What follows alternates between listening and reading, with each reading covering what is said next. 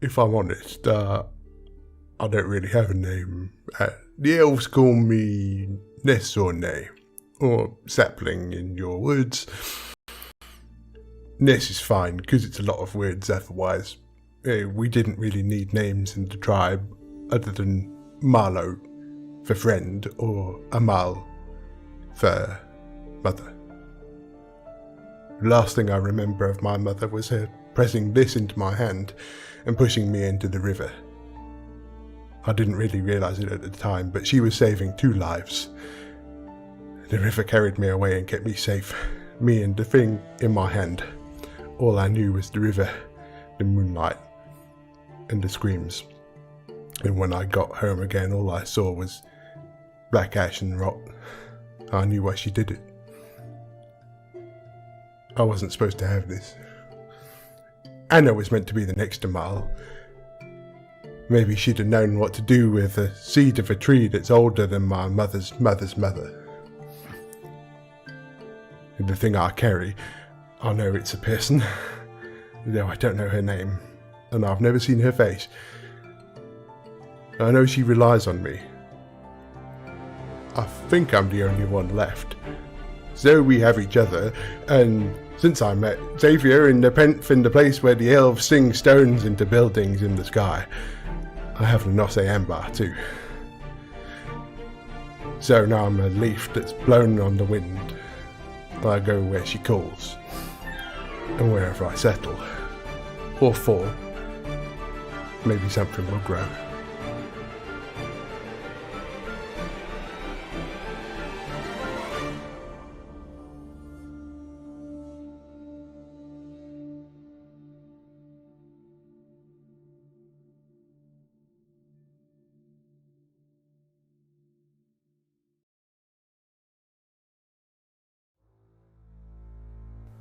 Oh, you're still alive? Good for you. From birth, I was sculpted into the perfect vessel for the reincarnation of the Raven Queen. This was the destiny that my parents had chosen for me. However, as a big supporter of free will, I ran. I ran and ran for a long, long time.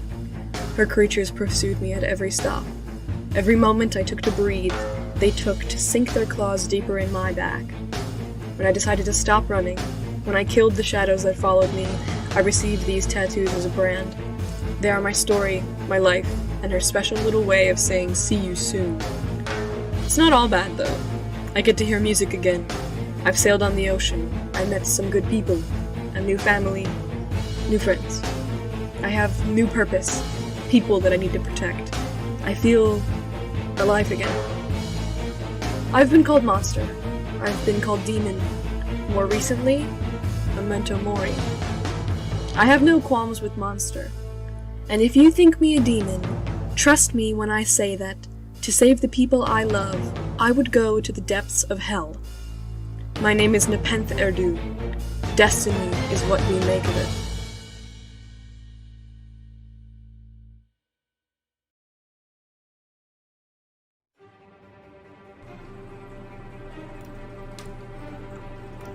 Dear Miss Ronax Melodies, please provide the following information via the sending stone that we have provided.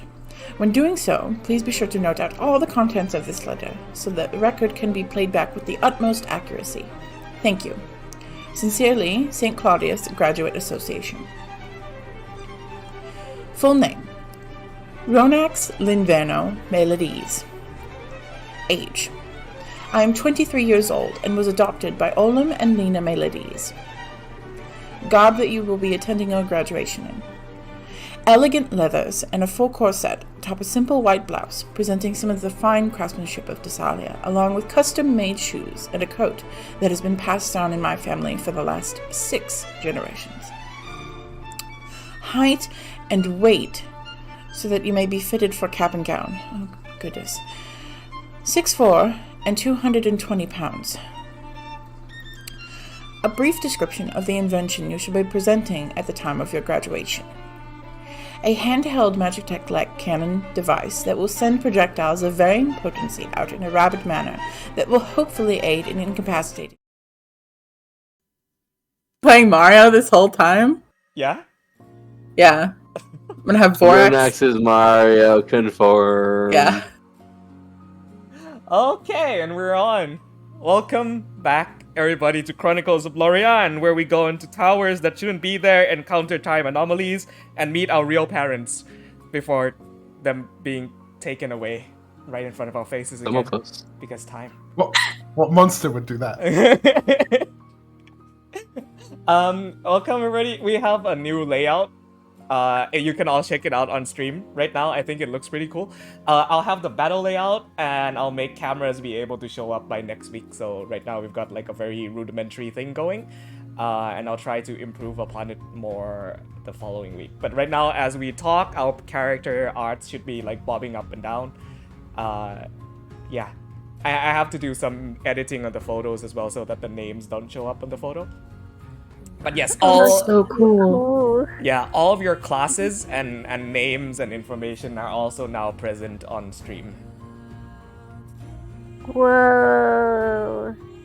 Ain't that cool? Alrighty, let's get ourselves started for today.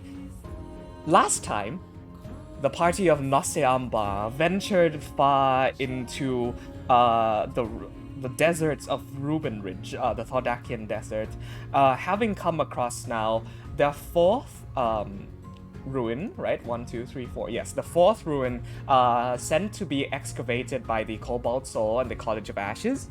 To remind you that was your initial purpose. It's been almost half a year since receiving those orders in real life. You had reached S0, or the ruins known as Eridum, in Dragon Tongue translated as Origin. Within this space, it was a tower, huge in size, piercing up the clouds overhead, and there seems to be some sort of magnetic storm encompassing the area.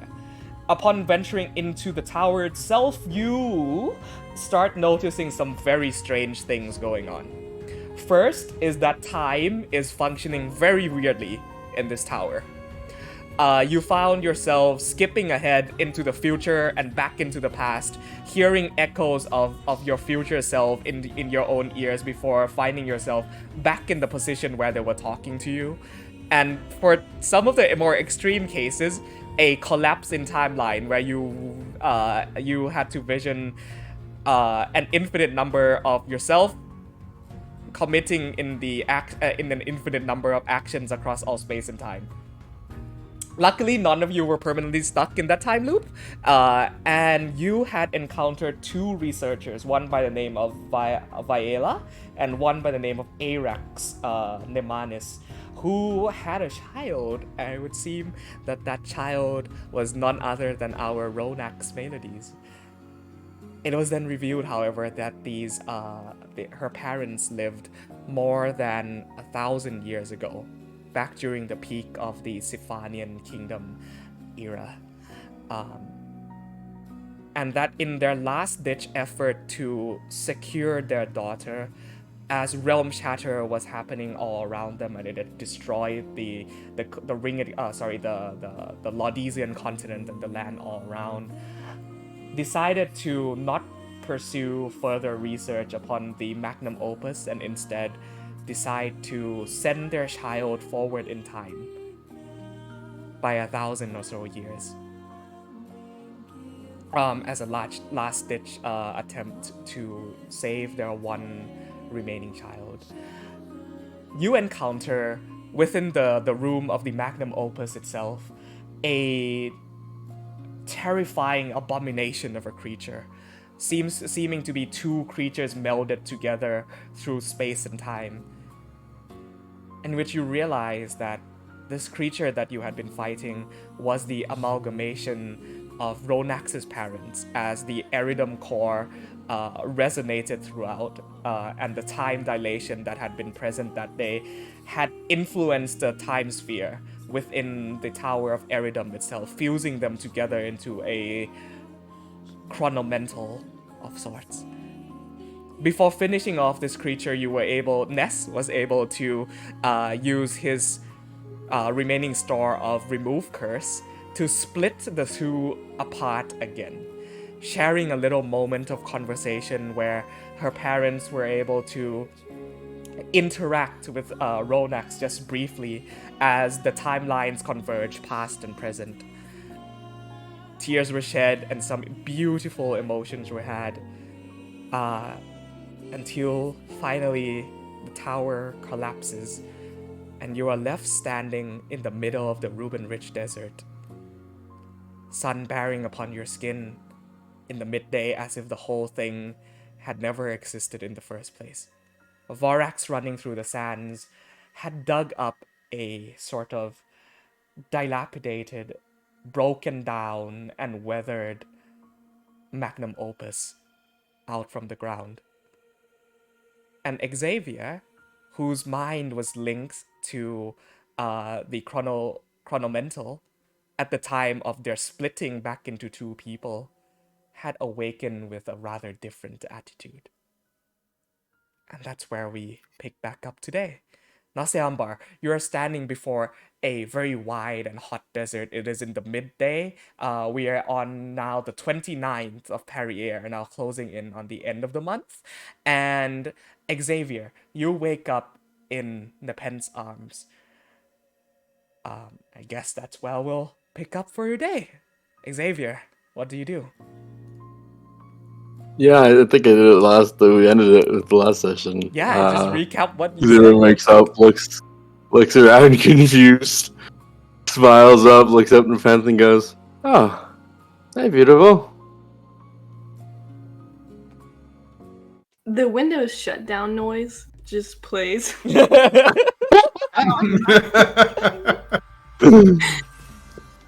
As her face. I think completely disregarding that, he pushes up past her and like goes to his feet and like wobbly takes a step and almost falls and grabs a hold of Ness and goes,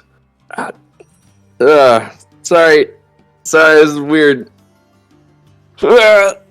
And just does that thing of just like openly like flexing his back and like really like cracking it and looks up and goes, "Oh, big guy, this is fun." Did you break your brain again? Because last time we had to lie you down for a long time. He definitely hit his head. No, I'm feeling pretty good. How are you, friends? Nepenthe and Ness, you can go ahead and make an insight check for me if you want to. Yeah, I think I think all of us look up from this very emotional scene that we were in, and just kind of give him the strangest look. That's a 14. Okay. Nepenthe, why don't you go ahead and make one as well? Yeah, I think he asks, "How are you?" Pauses a moment. No one says anything, and then he looks like Ronax, who's like collapsed on the other side of Ness, and goes, "Right, not the time." The sand is still glowing and smoldering, making clink sounds. Yeah. she's just crying. Yeah. He just looks around and is like, "That's my bad. I should have realized." I'm trying to roll, Roddy, I promise. Yeah, I believe you. It's alright. What can you give Ness with a 14, Roy? And a 5 for Nepenthe. Wait. Can I use the inspiration you gave me last totally. session? Okay. Such an important news. Anyway. Same result. That's beautiful. Love it. I think with a 14, he just like I feel like a 14 isn't enough to know anything. Just like because Ness is who he is, it's just feeling, right? He just feels off. Mm-hmm. Like even like the way he moves just doesn't feel right. It's like smoother and I don't know. He's just not. It doesn't feel like he's tied down by anything. He's just like having a good time after everything that just happened. Yeah. No. So, did you say you stood up, by the way? Yeah. Yeah. He's like walking around and like just looking stand at there his for a feet. Like, minute. damn. No, I'm just going to check to see if there's any bumps. And I was just my big hand just like feels all over your skull. Nah, I think your head's okay. Or on the outside. Like I said, I'm feeling pretty great. Like looking at his hand. Xavier, you feel wonderful. It's Yeah. It's as if a weight had been lifted off your shoulders and you are just enjoying. Well, I can't really say enjoying the air at this point because it's fucking hot. Oh, if it's hot, he like waves his hand and then nothing happens. He pauses and goes, Oh, this is the mental thing. And pauses again and thinks, and his clothes burn away.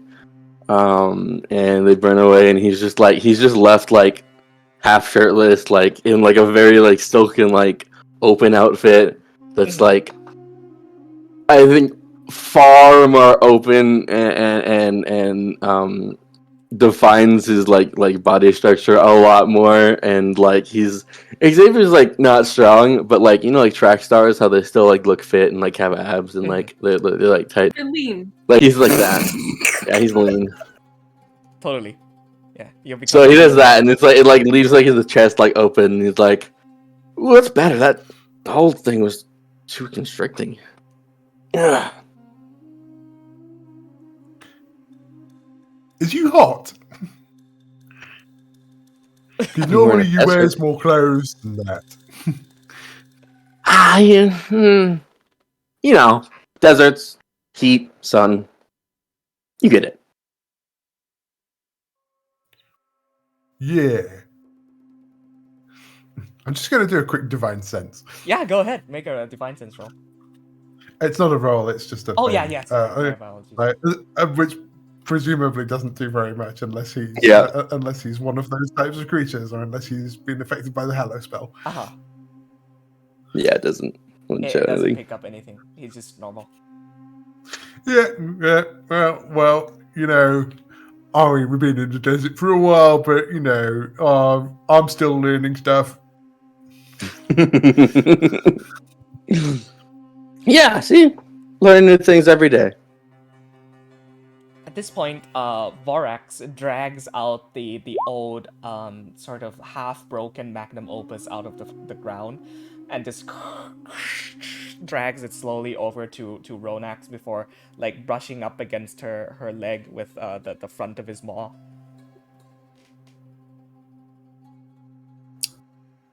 She has stopped crying at this point, and she's just kind of like sitting there silently. He sits next to you, real quiet, lets out some exhaust at the bottom of his stomach.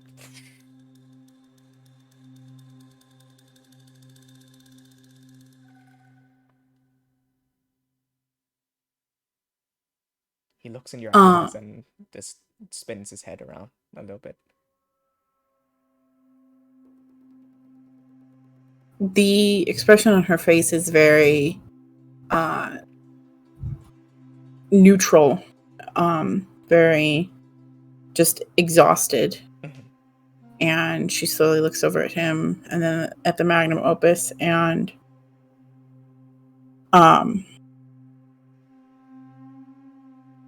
reaches for it and kind of pulls herself to it.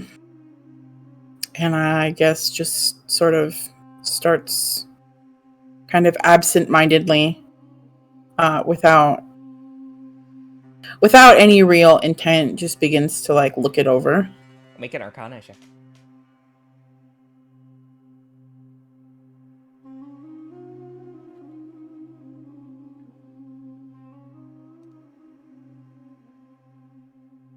That is a 6. This is, from what you gather just from looking and running your hands along it, this is it is the same machine as you saw at the top of this tower. However, the age and the weathering on it is totally different.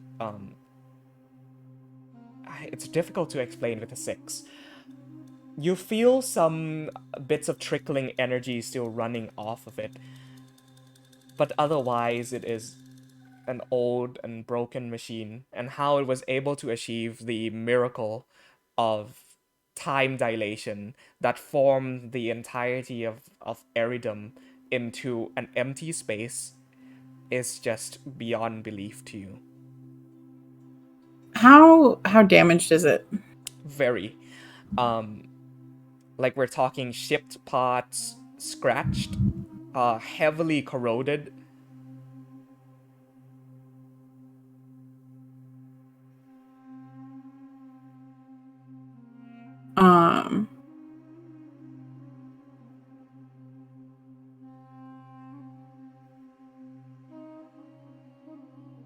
Okay. I think Xavier's head slowly like pans into view over her shoulder, looking at this thing as well, and goes, "That's pretty cool."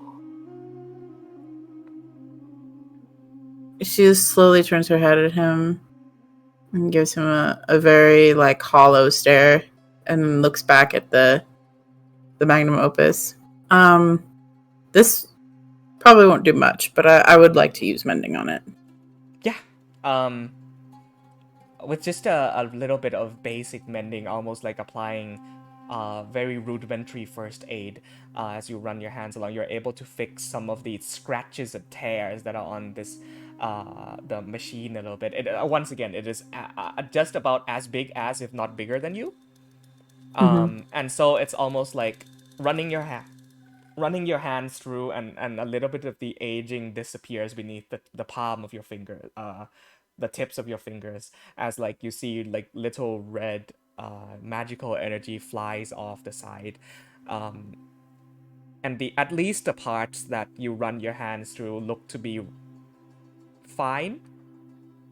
Though the operation of this thing, you are still very largely unsure, and whether you can get it to work again is an entirely different beast on its own.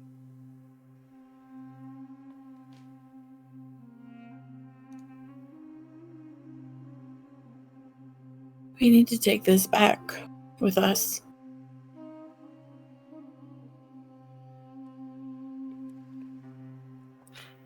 I can get it onto Rexamar, well, with a bit of help.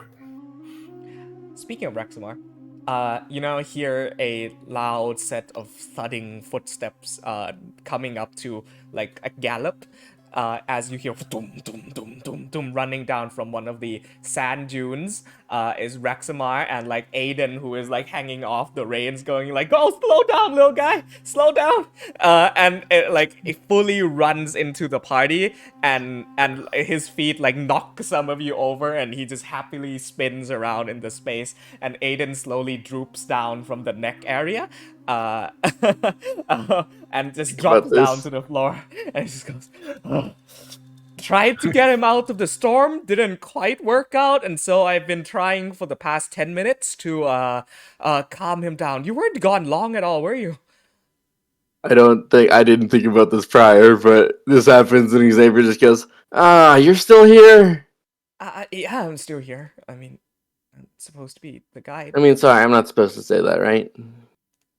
So we just keep that in our heads. It's a little rude, but I appreciate it. Anyway, I kept your ride safe and sound for you. I don't think he's been injured in the slightest at all. I don't think.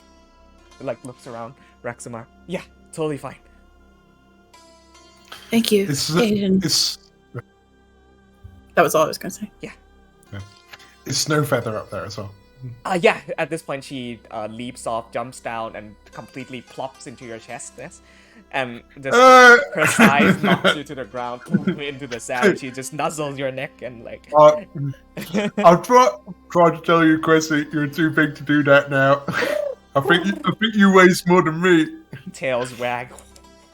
And like this burst of energy before she realizes that it's super hot out, and she looks up at the sky and just collapses on your body like drooling. Right? She gets it. Yeah.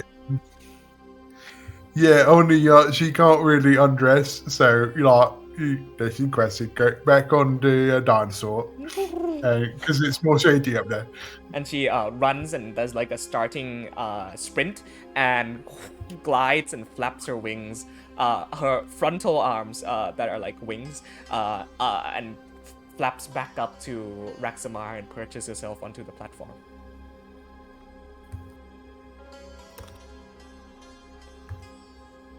Oh, I suppose Right. this is Aiden speaking.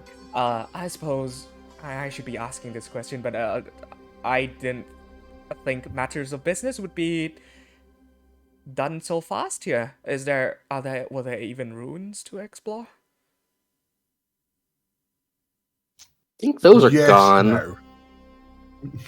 Oh, what do you mean? I don't know. From All right. Yes, there were ruins, and now there Yes. isn't. Big guy's got it. okay. So, as far as I'm concerned, all of you had walked right into that storm. I was trying to get your big friend out of the immediate, the thundering and the roaring and the I lightning. pat him on the shoulder like halfway through his talking, already very annoyed. I'm sorry, am I talking too much? I pat him on the shoulder and just go, "It's time and space magic. Right. Little over your league. It's fine."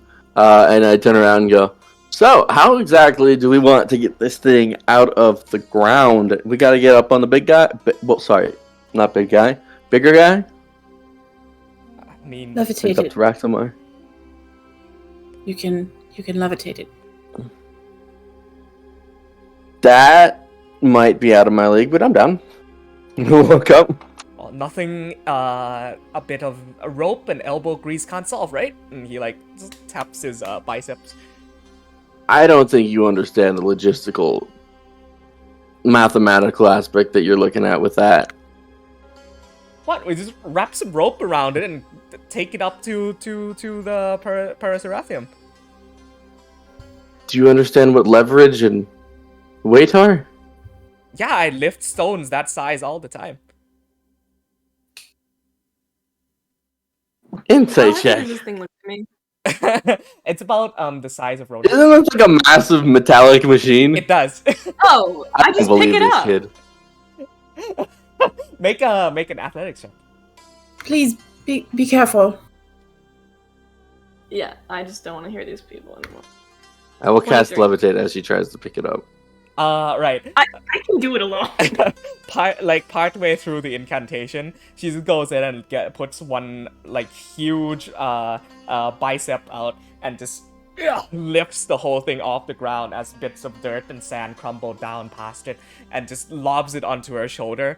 One-armed, easy. Okay, maybe I'm misunderstanding the size. I was picturing like bigger than a human, like a.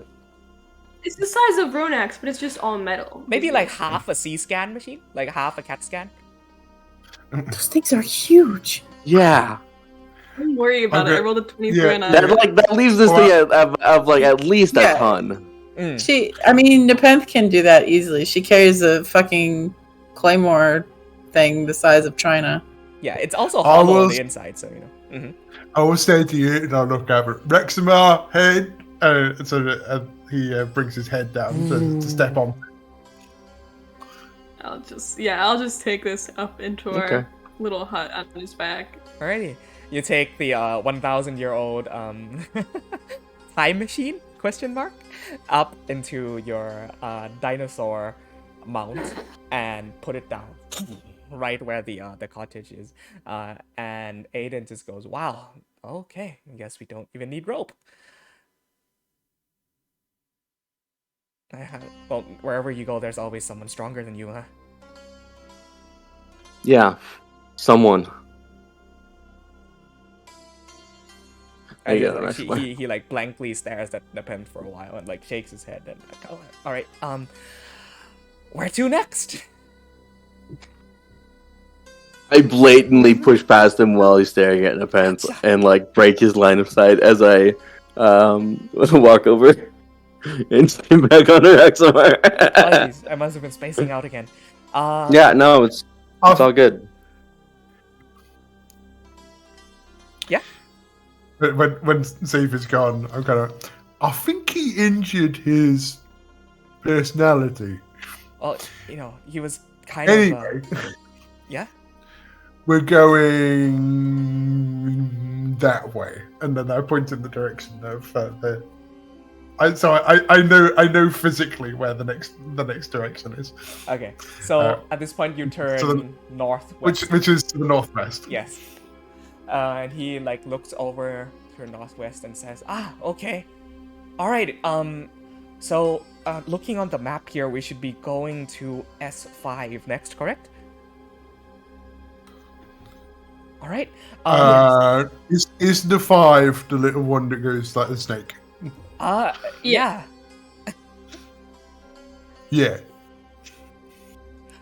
All right. Just gauging from the distance here, this journey should take us around 4 days of travel, maybe, if nothing gets in our way. Do keep in mind that we are in the bad part of the desert now, and so we're going to start experiencing some more violent shifts in climate, if that makes sense. Also, a lot more hostile creatures. Right. Is there anyone that you know is that we should look out for? Well, I know that we should immediately avoid any large sand dunes if we come across them, because they could potentially house very large purple worms. Apart from that, do you know what a rock is? Yeah. I've only been unfortunate to come across them once or twice during my treks across, but they are these massive, gigantic birds. Right now I'm lost. Right. Were you thinking of perhaps like he picks a pebble off the floor, this kind of rock? No. Yes. You'll know it when you see it. If we ever come across one or spot one, I would recommend to either run or hide, because we are not remotely able to beat that thing in an open space unless you wish to try. Right. So we hides from the big rock birds. Yes. And what does we do with the big purple worms? As long as we do not go into their nests or territory, we should be fine, theoretically speaking. There are some occasional hungry ones that make their ways out, but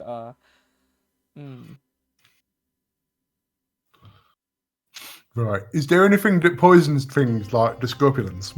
Oh yeah, definitely huge ones. Right. Okay. Good to know. There's things I can do about that. All right. I suppose I can go ahead and explain a little bit of this next area that we'll be heading into, and we can get the next leg of our journey started, shall we? And he like marches onwards to the northwest and says, "Do not worry, for I shall be your guide." Yeah. What have Amabilis and Akil been doing throughout this time, by the way? Good question. I think a Marvelous, he would be messing around with the runes. I mean, not playing with it, but she's just like carefully observing it and standing on it and sitting on it and stuff like that. The magnum opus. Yes. You like crawl into the middle of it, and it's like a huge, like this hollow on the inside sphere, and like you roll around inside it a bit. It's a bit weathered and crackly and dry. Yeah, but upon just like some very simple inspection to you, this is like the size of a child's playhouse in the playground. Okay. Should probably stay there. Okay. I might fall asleep there. Oh my god. Alright. Another 1,000 years in the future. Yeah, she wakes up like, what's going on? There are airships flying around and shit. I know Yukio. He would still try to make sense of everything he experienced just now. Just like, how does it work? It's like, oh my god, timeline, time machine. He's just confused right now. Alrighty. So I guess we'll hop right on Rexmar and head towards S5. Okay. Sorry, just Yeah, really quick. Go ahead. As everybody kind of files onto like single file onto Raxamar, Ronax just kind of remains sitting, and she gathers up a bit of sand, like quite a big chunk, and she heats it up to the point of it melting, and you can have me, or you could roll for damage if you want, but Okay. she's gonna melt the sand into glass and take a moment and to kind of confirm to memory. She's going to make 2 little glass statuettes Okay. of her parents standing there. All right. I will say this takes a little bit of time, so the rest of you are just sort of chilling on Raxamar as Ronax is gathering sand up into piles, and takes Like- a bit of work. Yeah. Like the very, very small. Like we're Ah, talking okay. less than 3 inches tall. All right. That's good. Thank you for clarifying. I thought you were like making like 6 feet tall statues. No. So, yeah. I'll say with this, go ahead and make me a quick we'll call it dexterity check. Just straight dex. I am terrible at those. I'm gonna fuck this up so bad.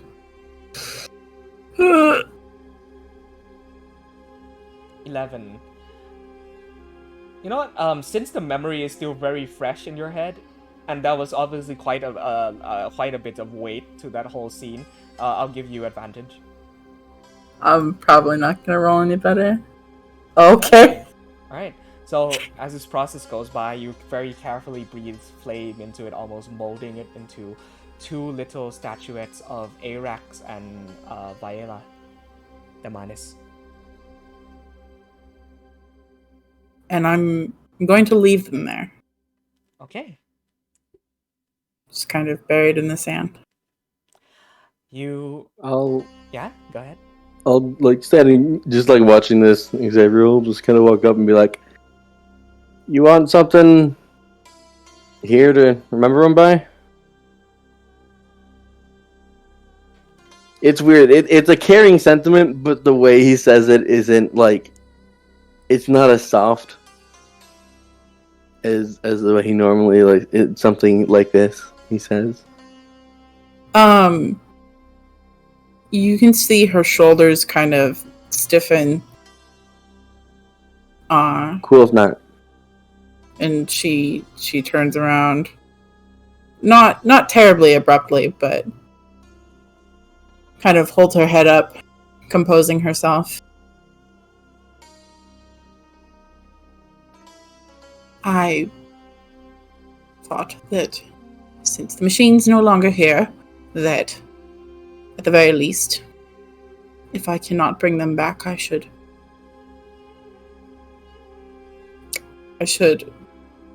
at least have something to hear in case somebody ever comes across this site. Right. He kind of like looks around. Everyone's kind of like already begun to leave to Rakamar. And he goes, I don't know. they lived here vaguely, right? I thought if you ever wanted to return or you wanted to leave a memorial, something like that. I was going to use this to make a lawn chair while we waited, but this works too.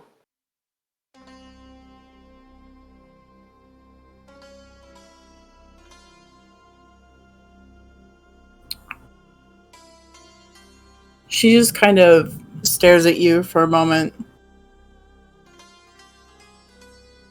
before getting on top of Vorax and saying, "This should suffice." Lawn chair it is. All right. He goes over, uses fabricate, makes a lawn chair out of sandstone on top of Raxamar, and lays on it. It's like a tanning bed. Describe how it looks like real quick. Like it's like one of those like beach lawn chairs, like that kind of thing. But it's like formed, but formed out of sandstone. All right. Xavier goes in and like fabricates himself a elegant looking lawn chair in which he now lies down upon, and like for some reason you're able to find the like fire erupts around his ears, and shades appear. Yeah, shades appear on his eyes. around your eyes. You know, the only thing that's missing from this is a coconut that's been like chopped open with a straw. Yeah. Oh my god. Okay. Throughout the day, Raxamar journeys onwards into the blazing heat of the day. Around dinner time, as the sun begins to go orange in the sky, the heat lessens itself over the course of the day's journey. Aiden actually climbs up onto one of the ladders of Raxamar and like plops himself down onto the platform. Xavier, you are there on the lawn chair. Where are the rest of you situated? Amabilis, I know, is on the Magnum Opus. Ronax is on Vorax, just down below Raxamar. So where are Nepenthe, Ness, and Akil? I'm inside our little house, trying to stay cool. So in general, when we're on the move, I'm watching where Raxamar's going, and watching for all of the stuff that Aiden wonders about. And then when we're not on the move, I'm more likely to be doing crafting things with herbs or cooking. All right. How about you, Akil? Can I, while we are traveling, can I just like look over in the sand for some vegetation to make a tea? Oh wow, that would be a difficult find, but just for fun, go ahead and make me your survival check. There's always life in the desert. Yeah, there's a possibility, but this is like the harshest heart of the. Wow, 26. Surprisingly, as like maybe 2 or 3 hours into this part of the journey, you find a patch of cacti that are growing beside a small pond that like impossibly exists within this huge stretch of open sand. And near this patch of cacti, you are able to swoop down and at a glance find a few herbal flowers that are glowing off of the cacti, and the sort of sprouts of these small vines at the roots of it. Yeah, make of that as you will. You gather some herbal flowers and some medicinal vines. Can I try to call Amabilis to come with me? Oh yeah, sure. Yeah, we'll make this a scene. Go ahead. Amabilis. That's ahead. I know we haven't been talking much, but here, in my old household, we used to make a tea while on traveling. And I just saw this vegetation here is a flower. You can make quite a delicious tea and healthy tea with it. Amabla, she hops over to Akil and looks at him with curiosity in her eyes. Yeah, let me brew it for you. And I think I will brew it for other as well. Can you help me? Of course. Flower looks like a with white petals, yellow in the center, kind of like chamomile. On this one, you're both of you are quite familiar with. It's like a nice, soothing, relaxing flower for physical fatigue. The two of you eventually make your way into the kitchen, like get a stove top going, put a pot up, and start boiling the flowers down into tea. What tools do you have for this that you usually use to make tea with? Amabilis and Akil. I don't have anything. I assume Amabilis may have something to brew it with. Thieves' tools. Thieves tool. I think we went with wisdom. Herbalist? Oh, I got I have- the healer's kit. we can call this a wisdom or survival check. Oh, okay. I have herbalist kit. Oh yeah, totally. You can use the herbalist kit to roll for this. 27. Oh, nice. That's some good fucking Jesus tea. Christ! Why do I? That's some good tea. It's just steamed perfectly and to the point where it is brewed, and you pour out into some kettles, and just smells amazing. The rest of you on board Raxamar just smell a waft of very pleasant flowery tea catch your nose in the middle of the day, sort of in late afternoon, kind of. As we're both just setting up teacups and all of that, Amabilis mentions, if you're wondering why I'm on the magnum opus, I was hoping I'll get something out of the journal. I'm not gonna lie, I'm still quite confused about everything that happened in the tower. Do you know how Magnus Opus work? I do not quite understand it. Amabilis, she scratches her head. Well, I don't, but I'm hoping that Chester might know. I don't think I've heard from him ever since we got here. Yeah. Hey, Mavis, I'm quite worried about Ronex, to be honest. Well, we can bring her this tea and then have a chit chat with her. Yeah, that is an amazing idea. I think we should do that. Yeah, and everybody else too. I'm still quite shook because of what happened, and I'm sure the rest of us are. I'm still confused on what happened, but let's cheer everyone up. Let's go. Alright, you two make your rounds, giving people the very nicely brewed chamomile tea. As is like, would anybody like to say anything as they like receive the warm cups in their hands? Thanks.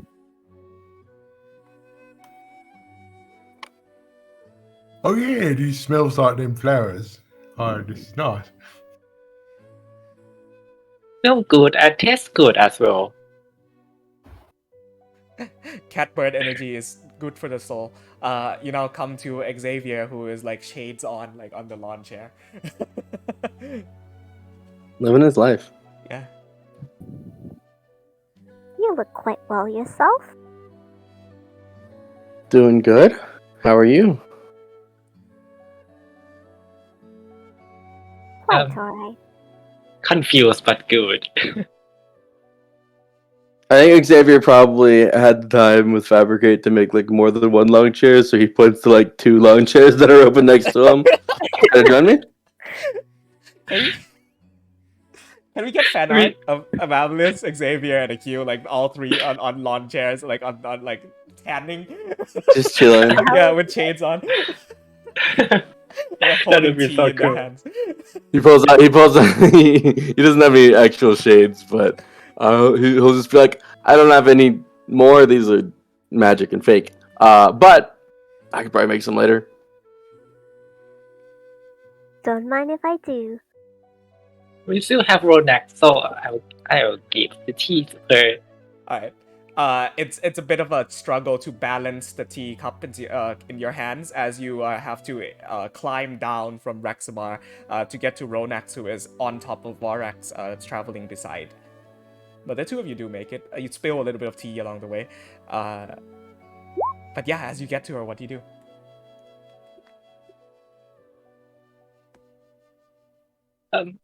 Ronak, how are you feeling right now? You see that she kind of starts a bit and actually looks away from you. And you can see her hand comes up to her face. Fine. I'm fine. What did you need? Well, am I gonna nudge Amabilis to help me? Amabilis pours the tea in the cup as she slowly walks to Ronex, and she places it in front of her and reaches out her paw to touch her hands. It's alright. Ronex,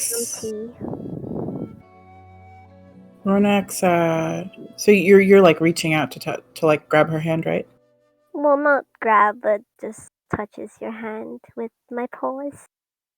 She turns and kind of gently grabs your paw, and I don't know if she would be able to do this because she's not very strong, but she like uses the momentum of Vorax, and she pulls Amabilis up onto Vorax in front of her. Oh yeah, easy. Yeah, Bill's is like a doll. Yeah, she's a fluffy cat.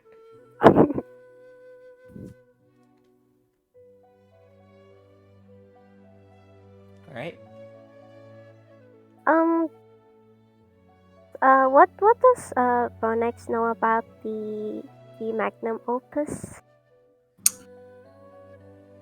Aside from like it's related to her, but from what has happened and stuff like that. Theoretically, I don't think that she really knows anything. Yeah, she just learned what Dunamancy is, right? But well, sort of. But I think that she knows that she has the ability to figure out how that thing works. Mm-hmm.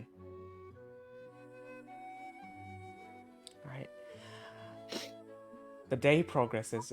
Sorry, Mablis, if you want to continue that scene at all, or? Oh, I just wanted to take out my journal and tell Ronex that we're gonna figure this out together as I sit with her and wait for Roneberry to write something in the journal. Ronax kind of takes the tea that they're offering her, and she drinks it, and she says, "Thank you. I know that I'll need quite a bit of help with this."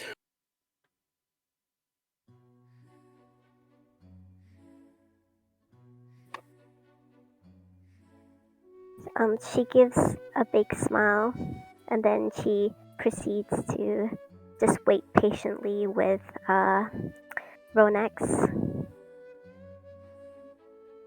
About 20 or so minutes go by. Nothing from Rowanberry.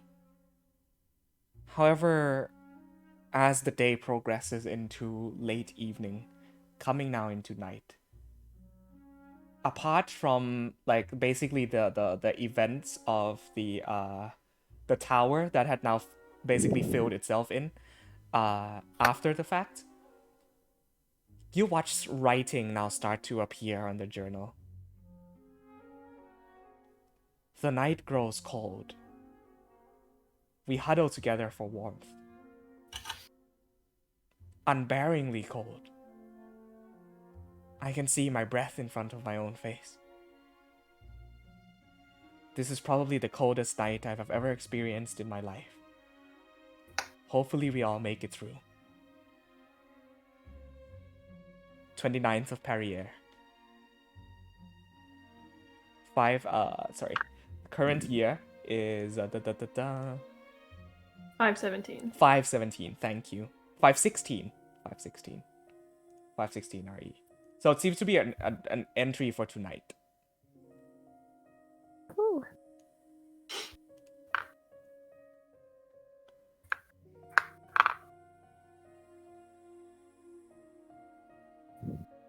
It's up to you whether the two of you tell anybody else about this, but that is what appears in the journal. I think Amabilis would have fallen asleep. And she wouldn't notice it yet. Mm-hmm. Do I notice it? As this three, yeah, we'll say Ronax and Akil just make a real quick perception check for me. Okay. 6 and 26. Wow, what are your rolls, man? Expertise. You, as Ronax, you are just looking ahead, not really trying to think much about what's in front of you, but rather contemplating about the day's events. Akil, you look down at the journal and you begin seeing these letters now write themselves in, as I have described.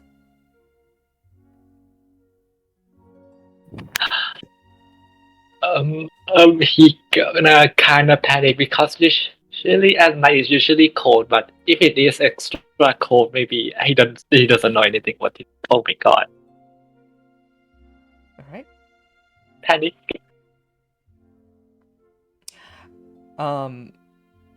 Eventually, the sun starts to set behind the sand dunes in the horizon. Aiden now is resuming that previous scene from before. Aiden climbs up onto the platform of Raxamar. You all feel a slightly chilly wind on your skin as you start to get goosebumps along the blowing in of the southern like sort of breeze. You see Aiden like lifts down his backpack and slaps it down onto the platform and says, if you don't mind, I hope you don't mind me staying up here tonight. It does feel like it's going to start getting pretty cold. No, everyone should spend the night in the hut. I can feel it. I feel like I can probably get something warm going, and we could you could do this, champ. We could maybe share some dinner together. Sure. Like he has his fist like clenched and like a very awkward smile on his face, looking towards the pen. I audibly laugh in the corner. Anything in particular you want to eat? I've been told that the best most people can do within these circumstances would be a nice cut of meat, fried in some butter, maybe steak. I don't know. Yeah, I can try that. It's the effort that counts, Aiden. Come on. I like to talk to himself briefly. Who are you talking to? Just himself. What was that? Sorry, what was that? I was sorry. I speak out my own thoughts sometimes. All right. It's hard to keep your head contained when there's so much I going on. think Xavier's fully reading a book, and he just lowers it to ask and goes, "Cool." And goes back to reading the book. All right, I'm just gonna make my way into the kitchen and get something started. Like runs into the cottage and starts setting a fire in the stove. I'll go and help him. All right. I come into the room about to cook something, and I see them already on it, and then I go and do some crafting with my herbalism kit instead. All right, make your rolls for the day. Aiden puts down like a few nice cuts of kind of salted meats down onto like a nice cast iron and base it with butter and says, occasionally when Granddad wants to treat me to something nice, this is what he usually puts on. Usually my favorite menu to order at restaurants. It's nice and simple. It smells good, so. Oh, that's the meat. That's not really. I'm not really doing anything.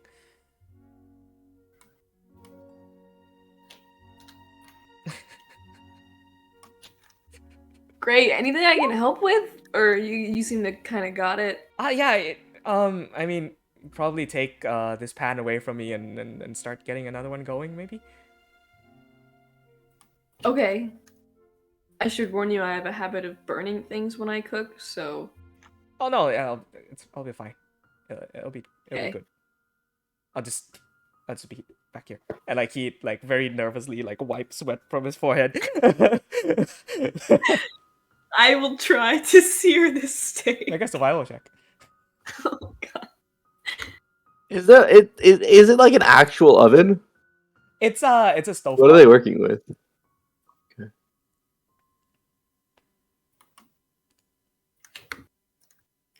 Holy crap. Nice.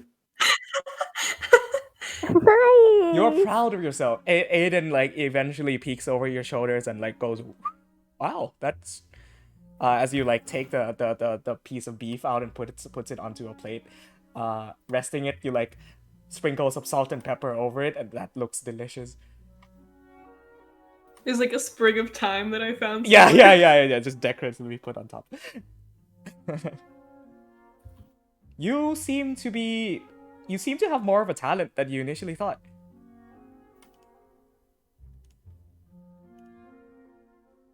Did you used to cook a lot? I mean...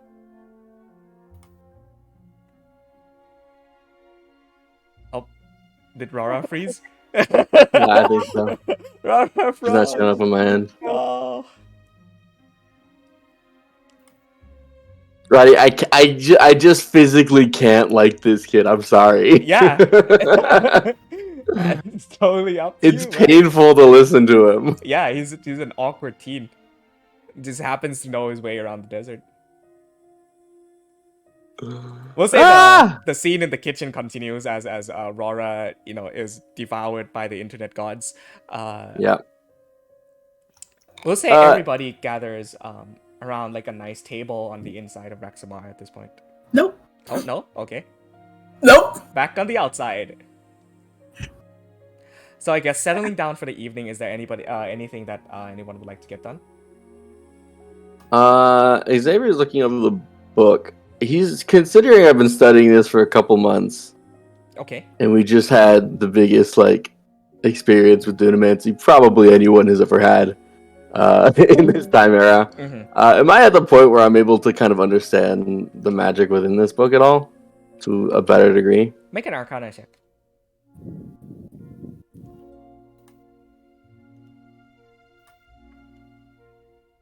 Let's see.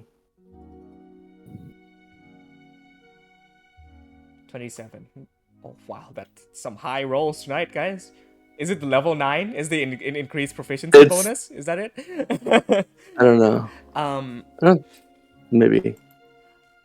Having a master teach you and experiencing the thing firsthand is obviously worlds apart in difference. And just having now, you have an innate feel for magic. just being a wizard in general, you are able to, and through repeated uses of detect thought and detect magic, you are able to feel magic on your skin like as if it were hot or cold weather. Yeah, and I feel like considering he just like sent his mind through time, you were and able like connected with people, like a very Dunamancy close and feels like in-depth- something that Yeah. because Dunamancy is kind of an enhanced form of transmutation, which is kind of what he specializes in. One of his specializations. So it just feels like something that he's like is drawn towards, and that's kind of why he pulls the book out in the first place. Yes. With this deeper understanding, and with the book that we've held back on since session 7. Yeah, something like that. The book should be in your journal there somewhere. I've written a few spells down within that book itself. And we'll say with some time and resources, you can start copying these spells down into your own spell book, which is, Zodiacs. Yeah, Zodiacs. Cool. Yeah. So, act as if this was a spell book that you found, and you are able to now transcribe the spells from there into your own spell book, given the time and resources. Awesome. Cool. That's great. Okie dokie. Yeah, Rora, the evening goes by, the two of you make some steak. And all of you, the people that are inside the hut, eventually gather around a nice dinner table and start eating. I'm only having the sides. You're only having the I'm sorry. Yeah. Just fixing. Yeah. I would love to see what Nepent's version of a salad is. Just like It's full leaves. She doesn't cook. Yeah. What's the It's just leaves in a bowl. What's the dressing? Ketchup. For a second she almost put the drippings from the steak, and then she was like, oh god, no. I don't know, I think maybe honey. She wouldn't really know what to Yeah, put honey, on. it's a honey salad. As you gather around this dinner table, all enjoying your meal, and Aiden, in the middle of eating this piece of steak, goes, I guess I should explain the next part of the area that we are heading into, so you have this knowledge at the back of your heads, and in case we run into anything dangerous, we'll know how to react. At this point, I've only ventured into these parts of the deserts once or twice only, and the few experiences that I've had of it were all, quite frankly, terrible. But the Thrico-Nimakri region houses the 3 strongest bestial clans of the Ruben Ridge Desert. And these 3 clans are constantly at war over resources and land. And so it would be pretty safe to think that we are heading into war territory from this point moving forward. I give him a healing potion. Thank you. I'll just put this here. Yeah, just drink that or feed it to someone if things go bad. The 3 tribes in the area, while they do engage in open conflict, we can perhaps use that to our advantage somehow. And if we are able to help out one of them or ignore them completely, that would maybe... Well, if we choose to ignore them, obviously nothing would come of it for them or for us. But if we are able to aid some of them in tasks or any endeavors that they may have, of course we would be able to gain good standings with those tribes. They are very simplistic in nature, hunter-gatherer sort of folk. Some of them do understand common, so do keep that in mind. What does hunter-gatherer mean exactly? Well, people that go out during the day to hunt for food and then bring it back in the night to eat, and they also gather. As in, they don't settle. They don't settle to farm. Yeah, that's normal. I assume your people do the same thing, Ness. Yeah, or they just sound normal to me. He like slices into the steak and just. Oh, so the people.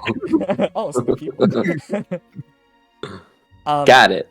These tribes are usually very, very, very, very territorial, and they have their own unique customs and traditions that are, God knows how many years old, hundreds of years old. So as long as we keep our noses clean and don't mess with them too much, we won't get 100 Leonin chasing away our Draxamar on horseback. Does they get really upset about people with dirty noses? I'm gonna leave that one to you if you don't mind. I look to Xavier and the pen. I look over at both of them. Like, do I have something on my nose? I think we should look our best when introducing ourselves to these tribes. Yes. Right. Well, I can give my armor a good polish. As soon as the pet says it, Amablis is gonna bang the door, but you see her, but she's sleepwalking. And then she's gonna go to the kitchen, and then she's gonna get some leftover, and then get out. I feel like we watch over her to make sure she doesn't go to the stove. I immediately follow And like her out. fall into it. Yeah, I mean we follow and just like peek over like the median. I assume that there's there, and we're just like watching. She's Make sure she's okay. From the floor up to the countertop, trying to get that few like scraps of meat left on the plate and some salad, and it is taking her best effort to stand on her tippy toes to reach the top of this counter. There's a giant like meat cleaver like yeah, huge into the countertop. Yeah, I just like lean in to the vent and go. I don't think we're supposed to wake her. Are we allowed to help her? The pen does not answer you, but she does make the toilet the plate. Well, that happened. I think for the first parts of this, and he like looks over at Amablis. She's fine, right? Okay. For the first parts of this, S5 shouldn't be of any immediate danger. There are only a few scatterings of tribes here, but S4 is immediately within the heartlands of the Tricominacri. So once we're done with S5, we're going to have to be extra cautious when heading into S4, I suppose. But with that out of the way, yeah, I suppose you're all very capable individuals, and I do not need to worry. And he like digs into the steak and continues to eat. If nobody has anything else they want to do, eventually night comes. As the moon rises over the sky, you feel a sharp drop in temperature, especially Ronax and Akil, who are on the outside. Akil, your feathers start to frost up in flakes of ice. You're finding it very difficult to fly throughout the course.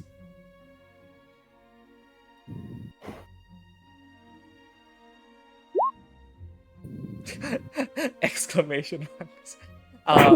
Ronax, even with the heat inside your stomach and the heat of the core emanating out of Vorax, you are feeling a biting cold that chips into your skin and frost forms on your scales. You can see fog forms when you breathe out of your maw and your nostrils.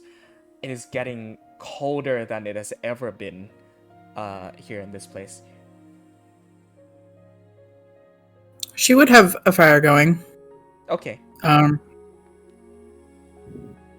And she has the coat Nepenthe gave her.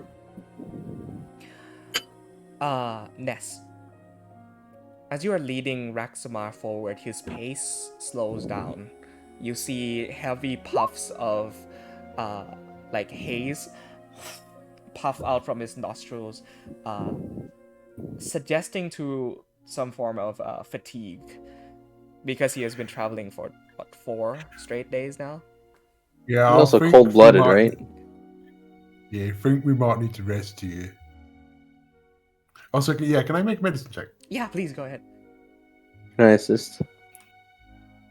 Well, yeah, what is this for, Ness? This is for seeing what's up with Rexmar. Yeah, then in that case, Xavier can assist, no problem. For advantage or okay, yeah. Advantage. Yeah, Hold on. helping out. It's less, but yeah, 17 still. 17. Okay, for a 19, you gather that he is probably tired. And the cold weather, even if he is a cold-blooded creature, it is getting to him a little bit, and it's making him drowsy and fatigued. Yeah, I think we need to rest here. Rexamar eventually comes to a stop. Yeah. Looking around. What's the light situation at the moment? Make a perception check. All right. Natural 20. 24. 24. Wow, natural 20. Okay. Darkness is crouching in very, very quickly. You are not able to see more than 60 feet in front of you, just because of the light that is emanating out from the placement and structure on top of Raxamar. You see the fire down below where Ronax has going on top of Vorax. Just complete pitch black and dark within this space. With a natural 20 also, you look and you see some of the clouds. A thick blanket of clouds starts to come over the area in which you are resting. And as they part, an almost full moon hangs high in the sky, watching. Yeah. I'm just looking for. Is it just flat desert? Yes. Or the okay. So one place is as good as any other. Completely desolate. All right, then we just stop here. All right, Raxamar comes to a halt, and eventually comes down to like a sitting position on all fours, as like all four knees bend backwards, and he like goes down. Everyone's room goes. Fabulous would wake up from that. She wakes up with salad in her mouth. You fall into a cabinet. Yeah, she wakes up. And then she remembers about her journal. But is it warm inside the hut? Relatively, it's cold, but not as cold as outside. Outside, it's freezing. Okay. Amabilis wouldn't notice that, and as soon as she opens the door, she's just gonna freeze there. Yeah, her fur like hardens immediately. You are like a Final Fantasy VII character in front of this like cube blocks of jagged polygons standing in front of the door. and then she's gonna take the tablecloth and cover herself with it, and she goes out to find Akil and Ronex to see if they're okay. Yeah, Raxamar has come to a stop at this point. You look down. Vorax would, I say, also eventually come to a stop and go up closer to Raxamar. Akil, it wouldn't be a stretch to say that you are forced to land at this point because your feathers have completely frozen over, and it is rigid, like solid, and it's horrible. No.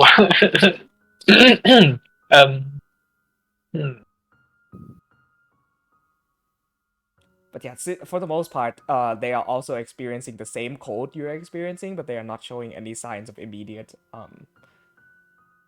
danger. Okay, she's just going to sit with them and cover up the tablecloth with the both of them and stay in between.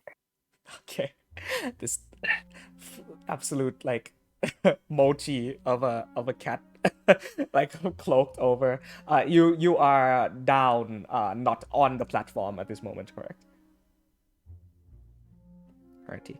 I suppose I should ask, where is everybody sleeping for the night? I had some things I wanted to do. All right. Just wanted to get everybody's position correct. Yeah. In a big pile, I think. Okay. I wanted to ask as well, can I have trance during the travel? Absolutely, yes. Okay, so then I'm just gonna stay awake through the night. Okay. Yeah, this all count as a short rest. This will be, if you complete it, will be a long rest. Is a night. I mean, up until now, the travel. We'll call it about 6 hours of travel. Yeah, we Yeah, can so we had cut- time for a rest, for sure. Yeah, short rest for sure. Yeah, I was about to ask the same thing. Xavier uses Arcane Recovery to get back a 4th level slot, and is going to pull out the golden goblet that he would have spent basically the 5 of the 6 hours after the short rest transcribing a spell into the Zodiac's thing. So he has to kind of pull out the Zodiacs, and there's that kind of lightning storm around him for a moment as he does so, and inscribes scrying into his spell book. Okay. His spell list, which we got a long time ago. And when that finishes, he pulls out a golden goblet, and using a fabricate spell again, he takes. I'll say, because I got this golden goblet from the ruins of whatever it was called way back in Slumberlog. Oh yeah, from the two. There's a table with golden goblets on it and Yeah, a bunch of random stuff, and it asks for a goblet. Yeah. We'll pull that out, kind of clean it and polish it, and then fabricate with a pile of, I'll say, 300 gold, to liquefy the gold, and probably a couple ruby gems in there as well. Mm-hmm. Liquefy the gold and wreath that around the goblet and formulate it into a proper focus for scrying. All right. Yeah, successfully you do that. Just expend the spell slots necessary, and you now have the ability to scry. That's how you know we're truly in mid-game. No, you're not having scry. So for the purposes of things, I will say you are huddled together with a raging, roaring campfire down next to Raxamar. All of your pets and companions have gathered next to each other. You just see a pile where Snowfeather, Vorax, and Imitus have gathered into this pile where they just lean into each other. I can desub an Imitus. He doesn't have to suffer. Okay. Imitus falls out of your pocket and turns into a metal ball with a mouth and just rolls up towards the two of them, trying to find some comfort. And you snap your fingers, and he looks at you and just and I'm trying to use Snowfeather as a pillow and trying to remind her that it's not the other way round anymore. Okay. Yeah, absolutely. Soon enough, she'll be able to use the stats of a full griffin. We'll say in 1 or 2 more months. How long have we had her? She's only 3 months old? At this point? 5 months? Yeah, she's older than that. Oh yeah. 5 months? I don't know how long this game has been going. But I have no clue. Also her growth has been sped up a little bit. We discussed that during the first major downtime time skip that we had in Dryfield. Mm-hmm. Yeah. Okie dokie. So you settle down for the night. Nepenthe, you stay awake. Is there anything else anyone wants to get done tonight? Before I will show up to Nepenthe's watch before we go to bed. Okay.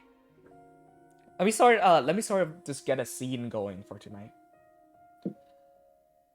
The campfire sparkles and blazes. You see sparks flying off from the crackling firewood. The moon hangs almost perfectly in the center of the sky, staring down at the rest of you, almost like a spotlight of luminescent white, reflecting upon the large bodies of sand around you. In this vast, desolate, open desert, here you are gathered. A freezing cold sets in. Terrifyingly so. To the point where you worry that if you close your eyes and fall asleep, you would not wake up in the morning. I'm gonna do something when I realize it's getting really dangerously cold. Mm-hmm. who here has the lowest constitution? Does anybody have a plus 1 or less? Probably Ronex. Who is the one sleeping outside? I have one. advantage on con saving throws though, or not advantage, but Bonus. bonus. Yeah. I have a +1. Okay, then I'm for sure going to cast protection from energy, cold, which I just got Awesome. on Arabilis. Okay. Thank you. And then what? And then anybody else who looks like they might be struggling. Otherwise, I'll use the other one on myself. All right. We'll say that we'll revisit that. I have now pinned it in my brain. In my brain. If I ask for a saving throw from you, Amabilis, or for anybody that Nest casts protection from energy from, you will get advantage on the Constitution saving throw. Okay. Okay. Alrighty. At this point in the night, even though it is freezing cold, it is not at the point where it's like reached a peak yet. Mm-hmm. Oh, it's concentration, so I can only do it on Arabilis. But Okay. I'll do it. I'll do it when I think it's getting the coldest. Alrighty. So keep that spell slot for now, and I'll let you know when the real cold sets in. Yeah, Xavier, and Nepenthe. Go ahead. Where is Nepenthe sitting? Or where's she taking watch? She's like, I guess just outside the door because cold doesn't bother her as much as it does the rest of you. Yeah. Xavier like opens the door and there's like that buffet of initial wind and he shakes and pulls his clothes a little tighter and then they form into like a coat around him as he does so, burning away and shudders. And he takes a step out and just kind of like leans against the other side of the doorway that you're not on. He doesn't say anything and just watches for a while. And I think there's like a twitching in him as he does that, you know, like the spine shiver. Kind of like that, but like a little more accentuated. And he does so, and that kind of cockiness in him that he's had for the full day kind of like dims slightly, and he goes, "I've been feeling weird today."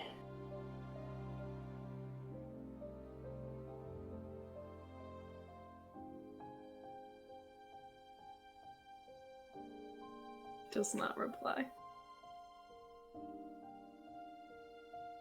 I don't know what it is. Probably something about sending my consciousness through time. Not the best move. But Ronash got to see your parents, so that's good. I consider it worth it. Just kind of like twiddling with his fingers.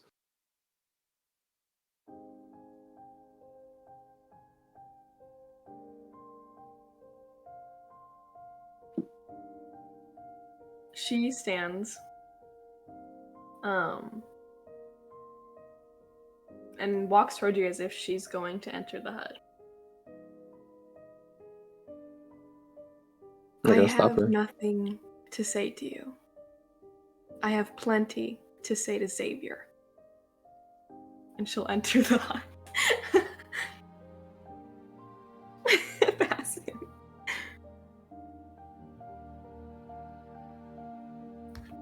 And close the door. Shit. Cool. Whoa. I'll take watch.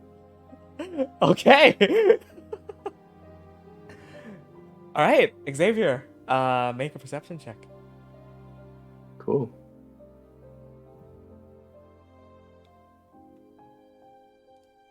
If she does that, I'm going to do another thing when she leaves. Okay. 9. I don't think he's actually paying attention to watch. Okay. He's going to pull out the goblet that he just finished crafting. Mhm. Pour some water in it. Hope it doesn't freeze over initially. Look up to the moon and say, yeah, definitely not Xavier. And going to cast Scrying on the Lady of Grief. Whew. Okay. Let me double check the spell description for scrying real quick, because this is quite a big topic. Jesus Christ. Sorry, he doesn't say definitely not Xavier. He says definitely not me. And then cast Scrying as he looks up to the moon. On the same plane of existence as you.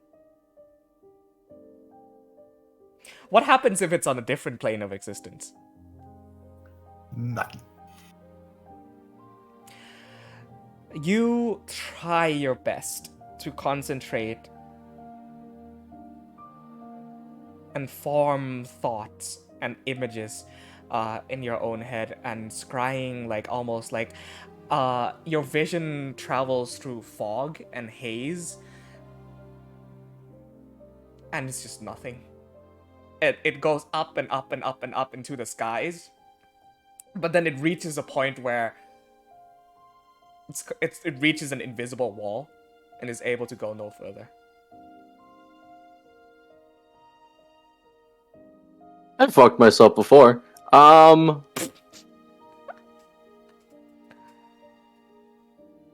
think that hurt. So he's gonna be reckless.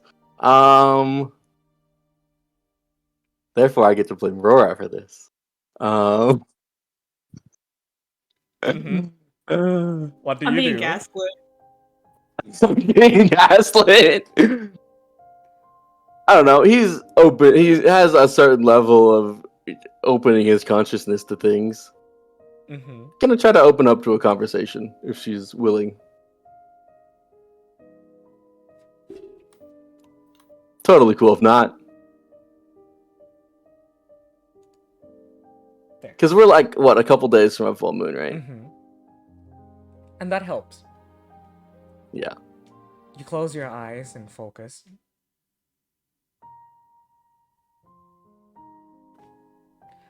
Let me actually... That's a nice track. There we go. As your consciousness is almost comes to a meditative state. An ominous aura And starts to caress itself around your shoulders and neck. This blanket of heat, but it's cold. Extremely cold. But you feel the flames lick up against your neck. And in your closing eyes, you see an intense glowing symbol. An eye, a bleeding eye, drawn in red blood. As it stares back at you, piercing your consciousness. Make an intelligence saving throw. Down. He's not anywhere near me, is he? No, he's on top of Rexmar. So is Ness. 20. That saves. However, a voice makes its way into your mind. I think as this happens, he's sitting on the side of the door to where if you open it, you wouldn't be able to see him initially, like the door would cover him.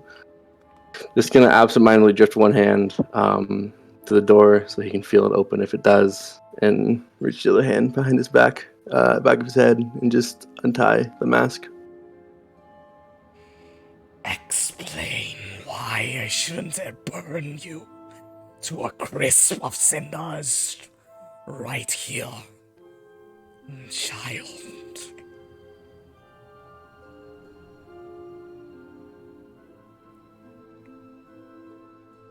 I assume everyone wants something. I assume the person you're working for. Does this person work for deities? Sure. They want something. Being my friend. You stand out to me. You just watch this eye stare, trying to pierce the mental barrier into your brain. And the intensity of its glare, almost like burning flames behind it, singeing into your skull. You feel heat burn throughout. I think it's kind of nice in the cold. Oh, but this is actually excruciating because you feel almost like that sensation of a fever, and it builds and builds and builds and builds, and the more you look into it's this like icy hot, but on my brain. Yeah. Down. Yeah, he is going to just look at the eye and say, "You work for a dead god, and gods are powerful, but being dead is quite limiting." The eye glares at you. Make another intelligence saving throw.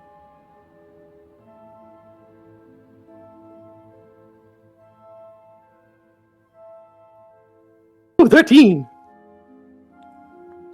Your hair catches fire. It's fine. I let it burn. Bother me with your presence more than you have already, and there will be nothing left where you stand.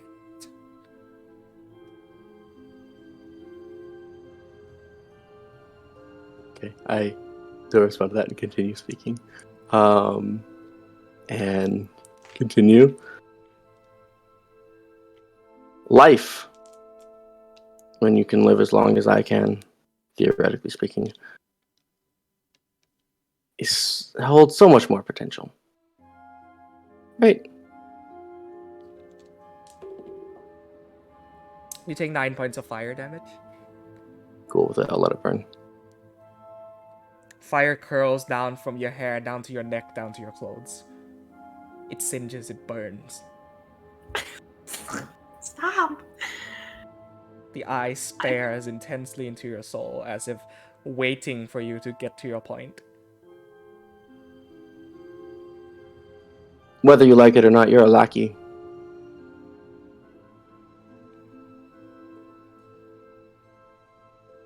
So are we. So are all of us to the divine, right?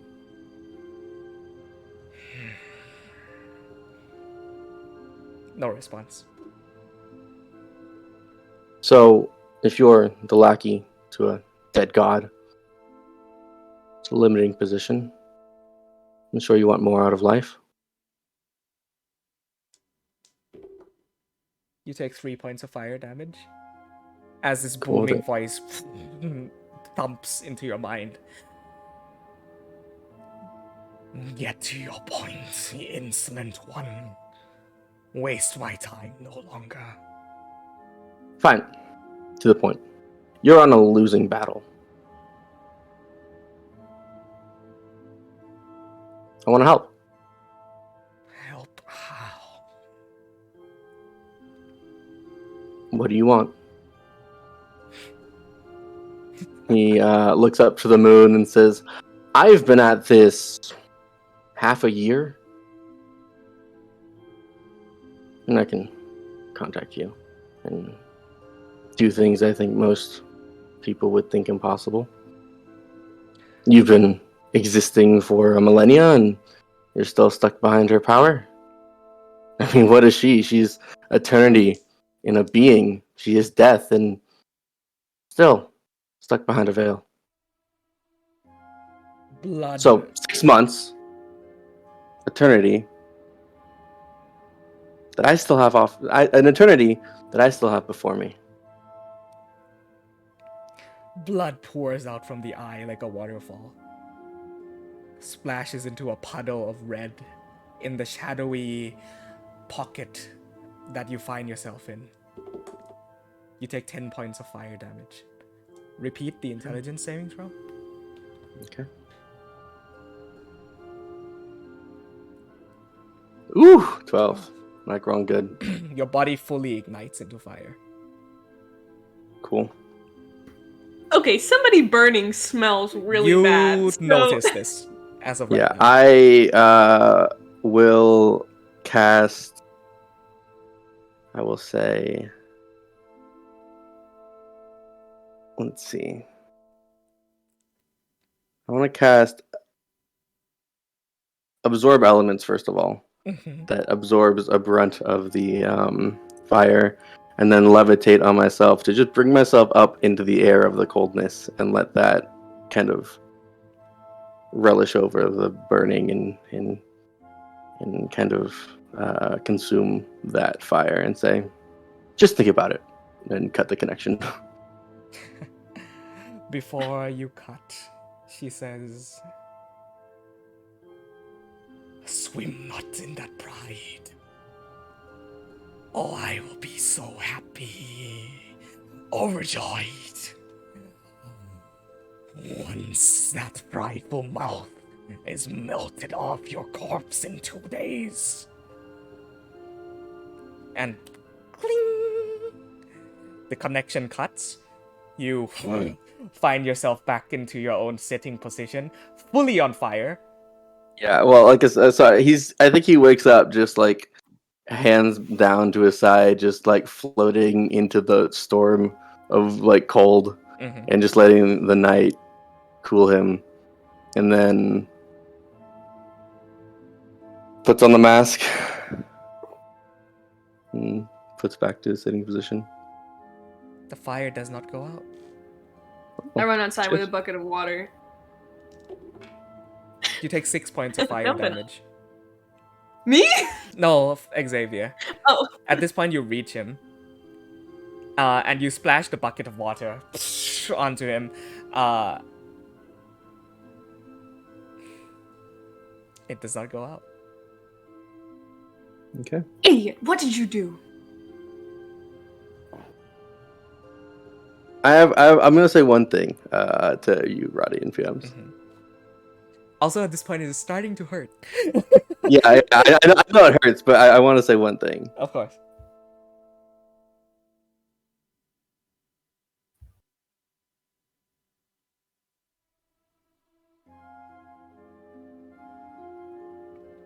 I'm waiting. Does that make sense? What I just said? Like not fully, but like a numbness. To a level. Just the way, yeah. You're still that's fully kind on of, fire. He's fully on fire. I know. I just so you can understand where I'm coming from. Yeah, That's why I played it the way I did. Yes, a normal person would be screaming on the floor, rolling. You are in a more than moderate level excruciating of pain. Yes. Yeah. So now he's like, yeah, I did something. I would like this to stop. I don't know what I can do. I'm gonna cast Dispel Magic on whatever this influence is with the wand. Make an intelligence. See if that works. Braxamar is like closer to the ground, right? So yes. Can I make a perception check? Absolutely. It's very easily noticeable at this point. There is a roaring flame that is Xavier on top of Braxamar's back. 18. You are which would be up to an 8th level spell. We are able to dispel it with that. This is a cool. immolation spell that has been cast on you. Ooh, that's fun. He pulls out the wand quickly and waves it around, and the fire stops burning around him. Oddly enough, he is visually fine. Yeah, you see no burns upon his skin. His clothes are singed and ashy, but there always are. Yeah, so, you know. And they like reform into clothing. Ooh, that was hot. Well, next, make a perception check. Go ahead. No, I was just gonna say I grab him by the collar, lift him, and shove him against the hot wall. I've seen Xavier taken out by a single dagger. Now who the fuck are you?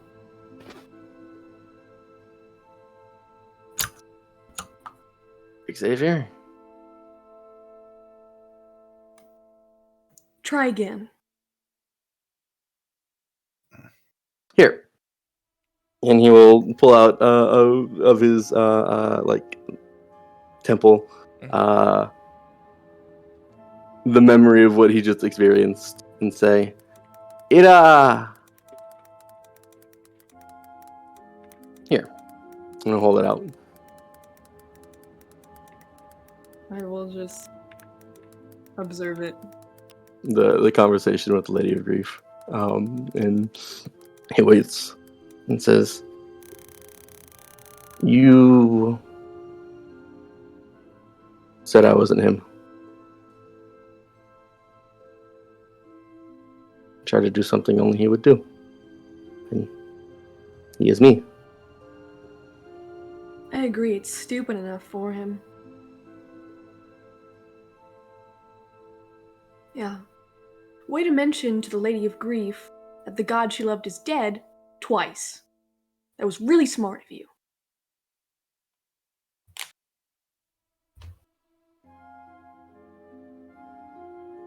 Yeah, I almost would believe it. I almost could. Except people get burnt when they're on fire. So unless you have an explanation for that,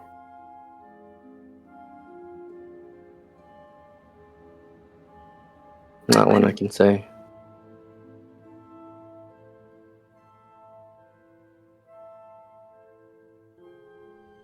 not one you could.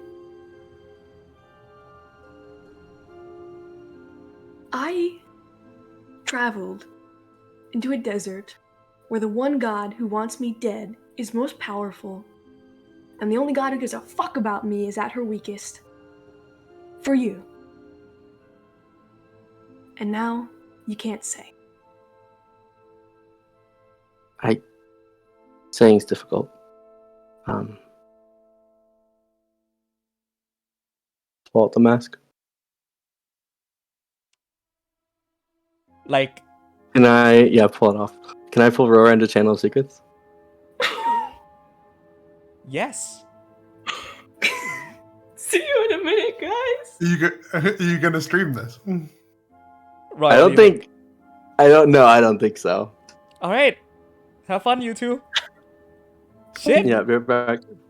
42 sessions in. I think you should go in there with them. No. We won't be able to hear it. I can't. I cannot. Fuck. 42 sessions. Okay. Should we take a short break? Let's take a short break. All right, everybody. We'll be back in 5 minutes. Lucky. Hang tight. I have nothing more to say. Shit. Okay.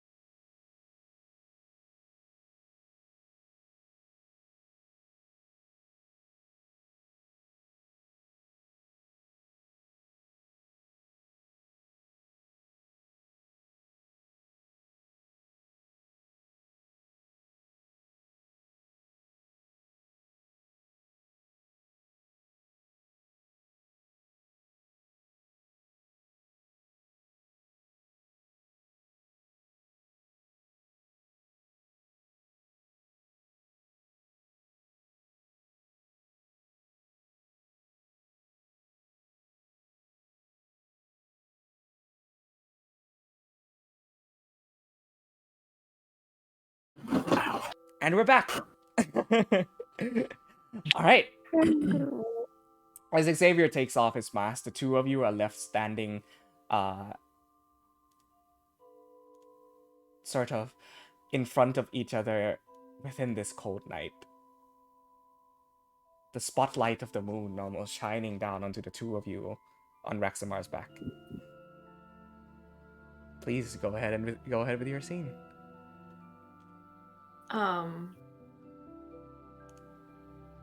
Once she's had a moment to sort of process, her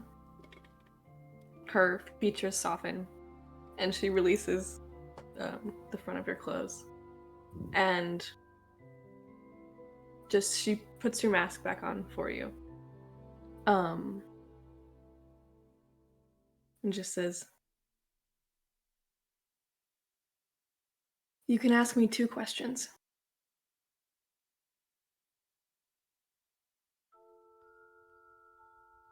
Just calling back to the way that they first started to get to know each other and bond. Oh, he'll tie the mask on slowly, and I think just sit down on the other side of the door, waiting for her to sit like across from him, and just like a really shaky breath in, just like you know when you're like about to cry and it's like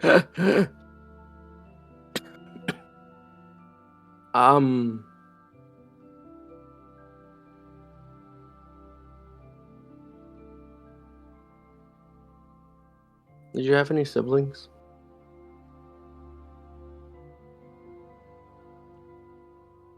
No, not by blood, but I was very close to a man named Hans and his wife, Anek.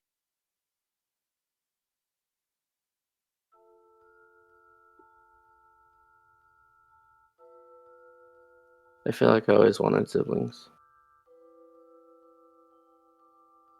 Make the world a little less lonely. They're certainly nice. You see, he kind of like turns and like to because he wasn't looking at you, and there's like a very clear sense he asked that question, trying to move on from what just happened, but then he comes to the realization he can't. He can't, and looks at you and says, "Was it scary?" Yes.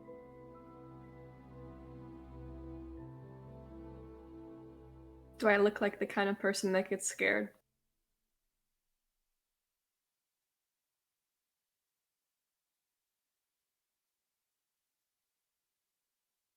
Not a yes. No, Xavier.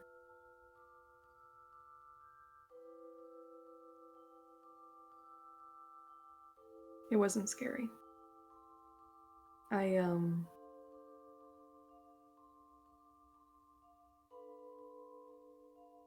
No.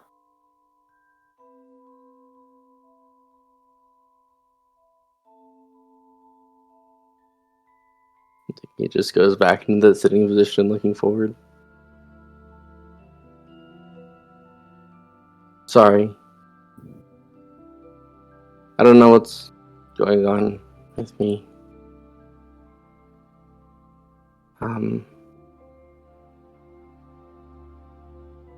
I feel good right now. I feel like me, but I don't know if that's gonna last. You know,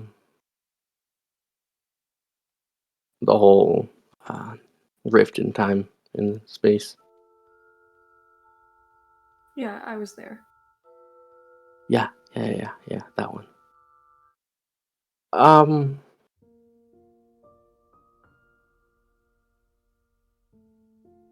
I think something broke in me.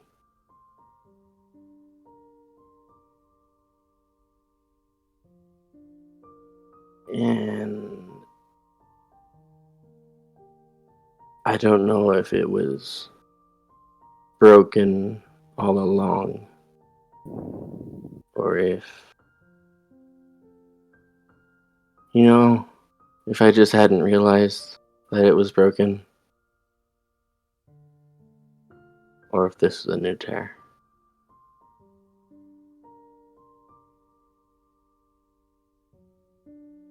You've been stretching your mind to the limit for months now, in ways that I wish that you wouldn't. But,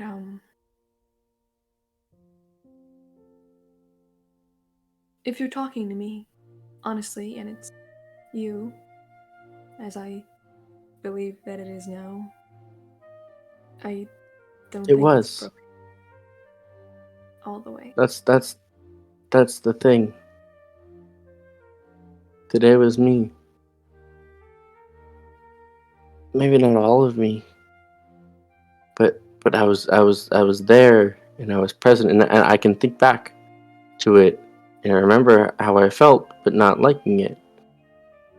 It's strange. I mean, you certainly said some things that were off. I think I meant it all.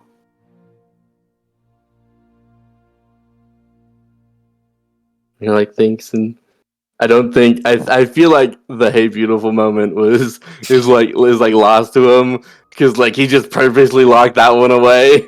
Isn't thinking about that one, and is thinking about all the putting down the poor monk kid. That's what he's thinking about when he says that, and says, "Yeah, I don't know. I just don't like him." Oh.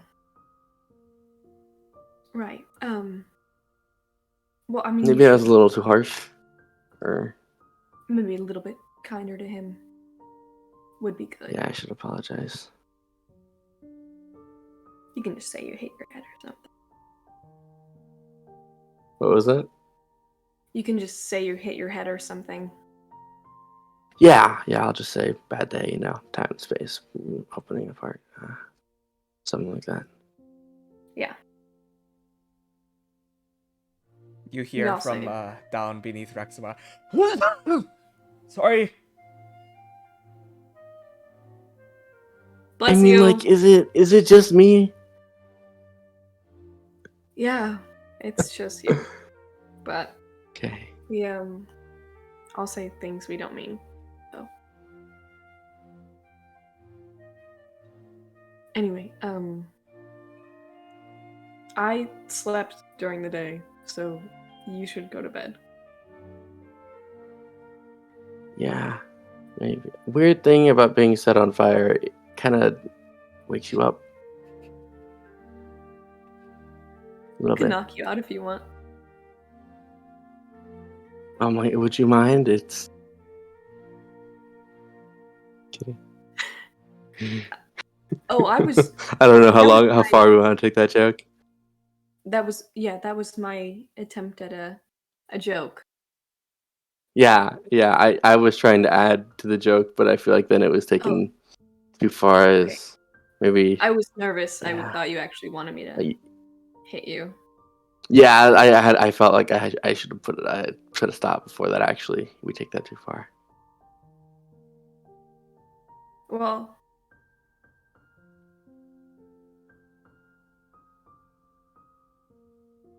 good night. What's the ship name? Is it Sapenth? Is it Napavia? I hate that. They don't do well together. I like Napavia. Yeah, Napavia. nice.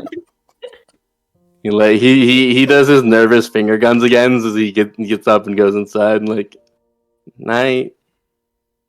Yeah. Slowly opens the door. Xavier, you feel a twinge in the back of your spine as a thought shoots through your head in a way you've never really experienced before. And the voice you hear says, I could have done it better.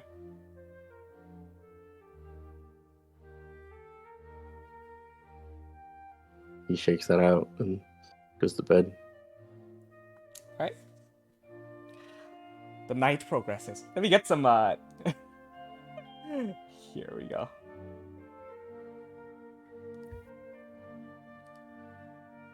Cool. The moon moves across the night sky, freezing with it the desert sands beneath, turning it into an uncomfortable, like thick blanket of ice where the ground is. You all are finding it incredibly difficult to sleep tonight, shivering in your blankets, huddling close to the fire as you possibly can. Even the clouds overhead themselves seem to turn into frosty ice balls. And you feel plunk, plunk, plunk, plunk, plunk, plunk. It starts hailing. As these like pebbles of ice batter against your face in the open, you shake awake and like try to find shelter however you can. And it is at this point around 1 or 2 a.m. that the real cold sets in. I need a round of constitution saving throws from everybody. Amabilis, you get advantage because of protection from energy. Okay. So I guess I'm awake, keeping watch over them at this point and concentrating on that. Con saves, and anyone who's in the big pile gets a +3. Nice. It's only a 12 though. Natural 1. 18. Okay, Akil and Amabilis. I would crit on cooking and then crit fail on a constitution Yeah, for cold that I'm canonically okay with. Yeah. That conversation left you a little shook. Yeah, probably. Are you awake, Dolph? Can someone roll it for me? I cannot click on Yeah, the sure. roll. Yeah, Yeah. I can pull it up. Oh, yeah, please. Thank Or do you you. want it running? Yeah, no problem. Yeah. Okie dokie. I think. With a +3, that makes it a 15 for Amabilis, which is like the thing you need to succeed. So a failure from Akil. Well, the 4 for golf. I'm sorry, golf. Yeah. Nepenthe and Ness. With that failure, you begin to feel your body rigid in a way that you've like the cold bites into your joints so much to a point where you're finding it difficult to move fingers or arms. You breathe heavily and heavier throughout the night, puffs of air forming from within your throat and mouth, which are dried and cracked. You try to get warm, but cannot. At a certain point in the night, you feel so cold that you start to fear for your life. Those of you who failed, you take 7 points of cold damage.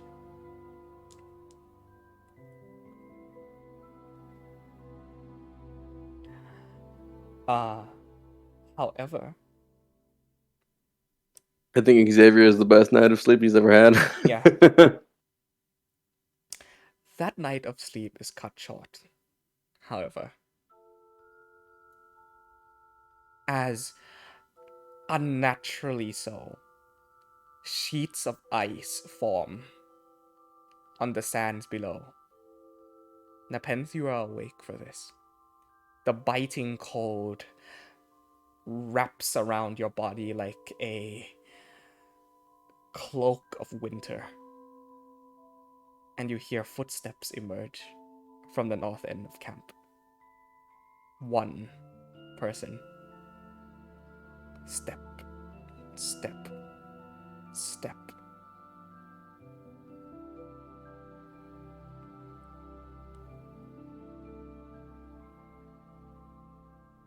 Can I do a perception check? Make a perception check.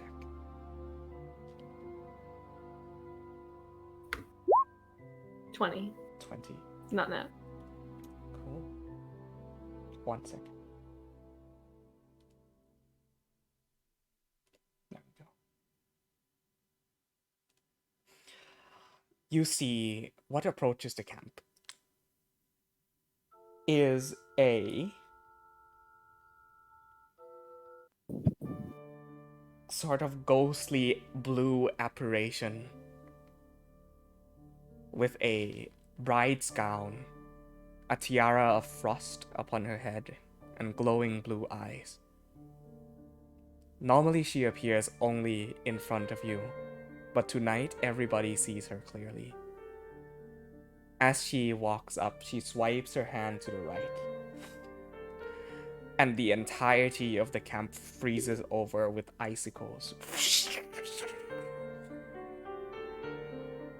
Your pets, your animals are all encased in a thick sheet of ice, maybe 2-3 inches deep. Rude. The rest of you awake at this point, feeling an intense cold like never before. Yeah, my trembling fingers are reaching for my quarterstaff and trying to get up. Yeah, stepping out. Yeah, if I can move my arms with any success, I would try to slam on the door of the hut to alert people. Another round of con saves from everybody. We'll set this at a DC 13. If you fail, you fall asleep. Oh. I'm going to use my... Oh no, you're running us out of the store, Roddy! Yeah, I'm going to use my inspiration for advantage on this one. Okay. I have a +4 from Ness, or Which plus was- 3. A plus 21. 3. We have +3, so would 14 be good? Yes. In fact, all of you succeed. Cool. Because with advantage, Amabilis barely succeeds with a 13 being in Ness's aura. Oh. Just to explain, this form of cold, if you fall asleep right here, you immediately drop to 0 hit points. Luckily, the DC is low. Oh wait, Xavier is an. Oh wait, no. With the aura, you're fine. Yeah, +3. Yeah. You feel your eyelashes completely solid. Your face feels like a statue of cold marble and stone. Your fingers frost gather and you can't feel anything from the arm down. As this form walks forward, comes with it a more intense cold, and she leaves behind a trail of icicles and frost as she walks. And her voice booms out, icy cold like chilly winds. Memento Mori.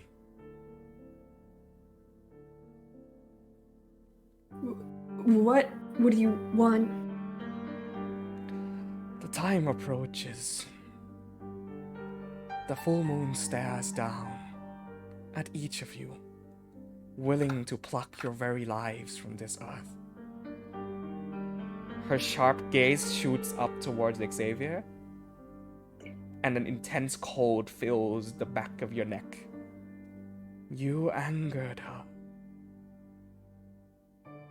didn't you?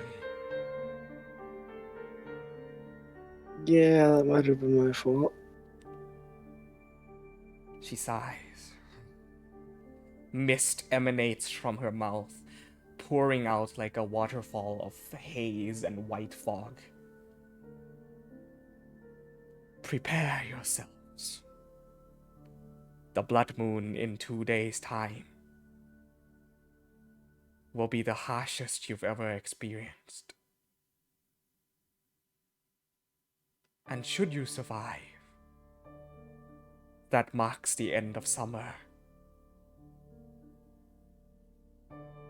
Throughout autumn, her power should wane, and mine should grow stronger. Stay alive until winter, and seek me out in the Hollowville.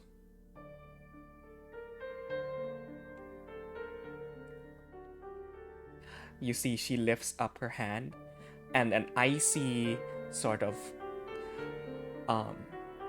cone-shaped crystal forms with a soft blue glow amidst it. And she lets it go from her hand, and this like triangular icicle floats up towards the party. And she says, "That will lead you towards me when the time comes. I show myself before you today in my truest primal form. Be brave. If you cannot stand this amount of cold, then you will melt where you stand in 2 days' time."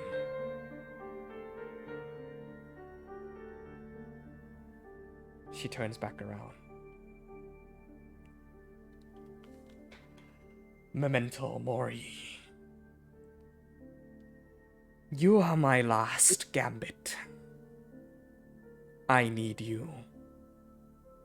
And you need me. We depend on each other. For you, for your own life. And for me, for my next steps in achieving my goal. Be on watch, strangers. Lorei'an. For when winter comes, I will grow stronger than any divine being on this plane. And should your fruit be ripe for the picking, then, memento.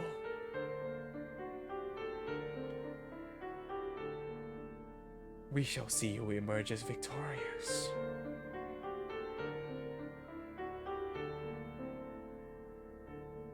Until then,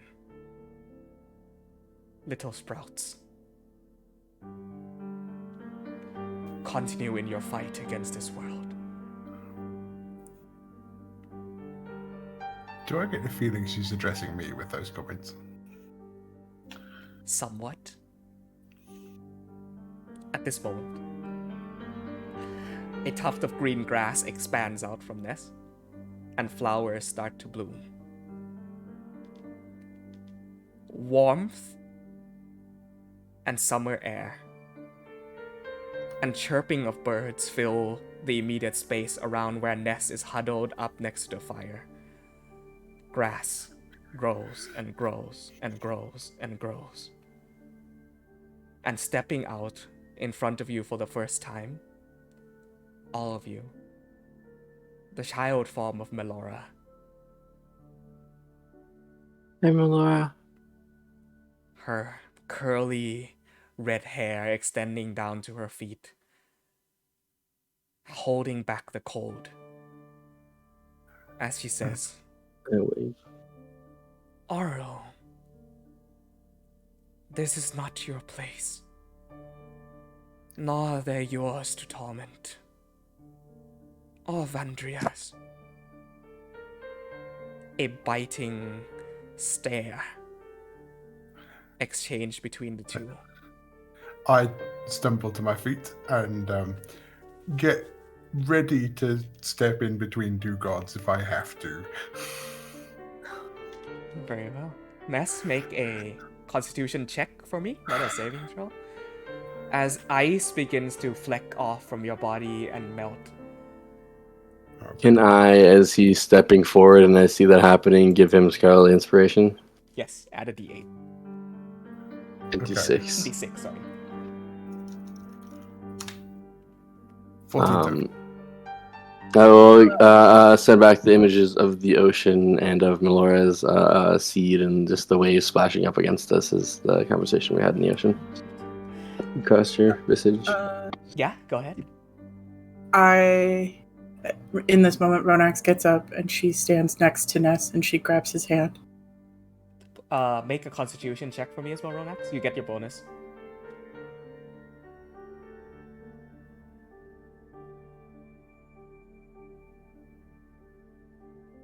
That's 18. Okay.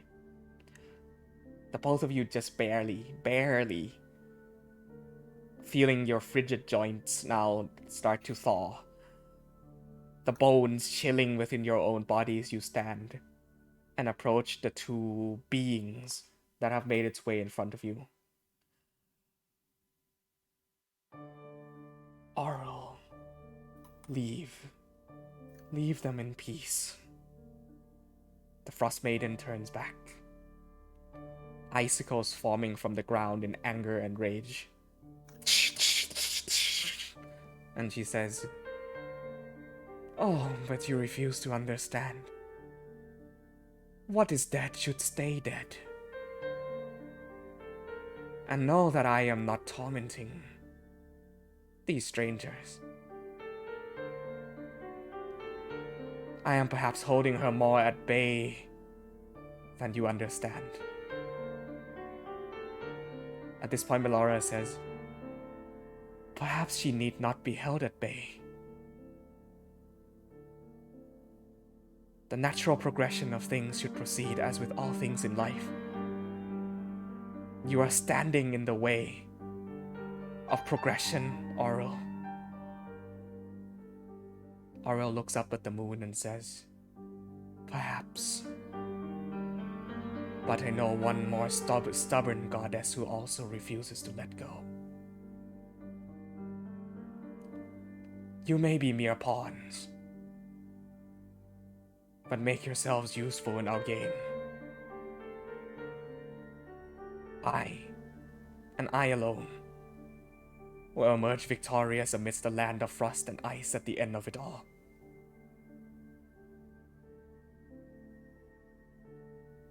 And do know that you are not dead because of me." Looks at Nepenthe. So check that. Make an insight check.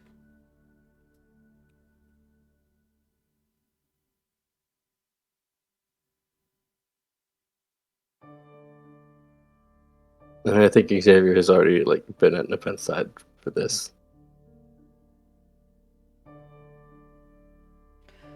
No. Difficult to tell. You The sense god. conviction in Yeah. your words. As a mist washes over the camp, Melora holding the cold at bay from the rest of the party, Auril shoots you a look, Nepenthe, and say you nothing, Shadowfell. You have more stakes in this than you imagine.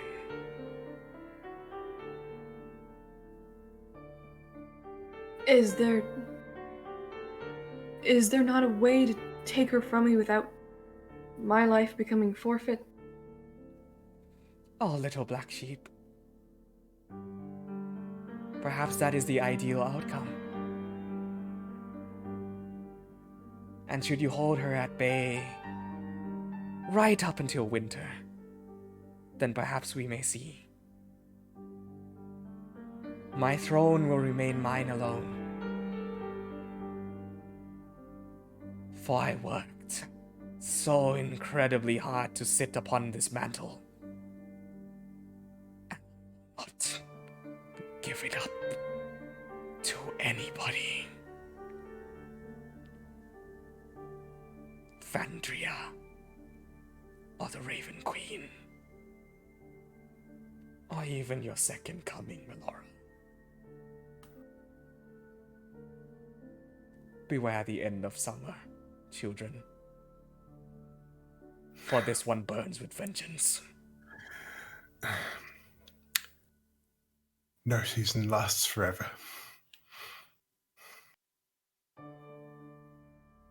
She walks and turns, and you watch the skirt of her bridal outfit disappear into the white mist.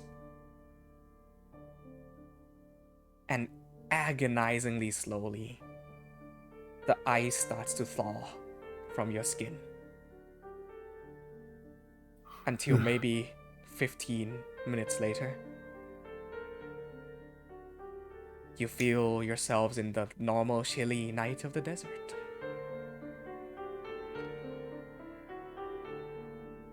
Scrambling towards the fire currently. Yeah. I assume is the fire still going, or did she extinguish it? She I'll ignite extinguished a it. new one. Yeah. I'll just summon out the blades and ignite them both. Anyone? I'm gonna run over to Snowfeather and Vorax, which are covered in several inches of ice, Mm-hmm. and try to get them out immediately. Yeah, they'll I'm help. gonna Yeah. follow Ronax. You feel their skin extremely cold against your touch, and it takes a few minutes of like rubbing their furs down and like breaking off the sheets of ice and brushing off snow that has gathered on their backs, until you now start to hear the slow breathing come through again. For Vorax, it's like the whirring of the machine continues. Just to clarify, my goddess isn't still standing here, is she? She is still standing there. Okay. I want to. I mean, does she look right? I would. She is standing, fists clenched, eyes looking down towards the floor, shaking.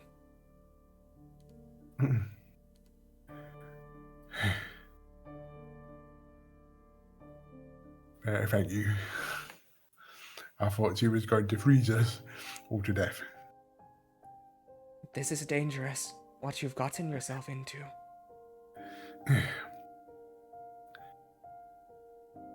Yeah. I feel like we as a group of people, that danger keeps coming looking for us. You carry with you some very strong remnants of the past, after all. Me included. Yeah. Say hi, everyone. Hi. Wow. I do not often show myself to others outside of Nesarne. It is a pleasure to finally meet all of you, Nase Ambar. She curtsies. Bow. No. Deep bow, yeah. That's what's up. Basil. Heed my words. It is rightfully true that not all seasons remain eternal, and not all dead things remain dead forever. For the constant clashing and conflict and competition of the world around us will always birth new threats and things looking to overcome each other. Such is nature, I suppose.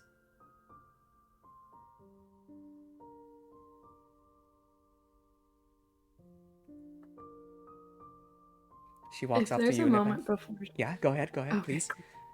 Nope, I was gonna do the same thing Yeah. to her. She walks up to you, a look of worry in her eyes, but also you catch a twinge of fear as she reaches up and touches your hand, her small, childlike palm so warm within your grasp.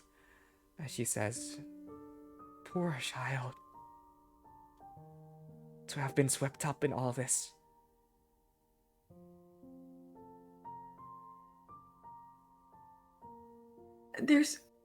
I mean, she said it was the best case scenario, so there's a way that they can take this and I can still. I'm right there. I mean, there's gotta be, right? She remains silent, looks down to the floor. I step up from like behind the pen and grab her hand and squeeze it. You know how I'm sometimes wrong about things? I might be wrong about this one, but I think that I don't like either of them, and they're just fighting over whatever you has inside you, and I doesn't properly understand what that is. And I don't think you do either.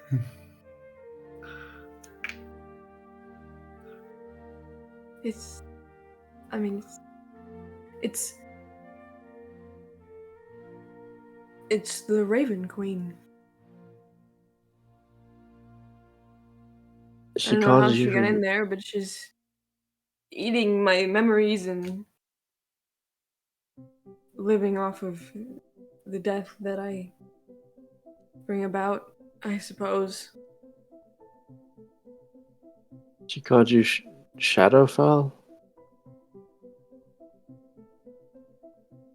Yeah, my parents talked about it.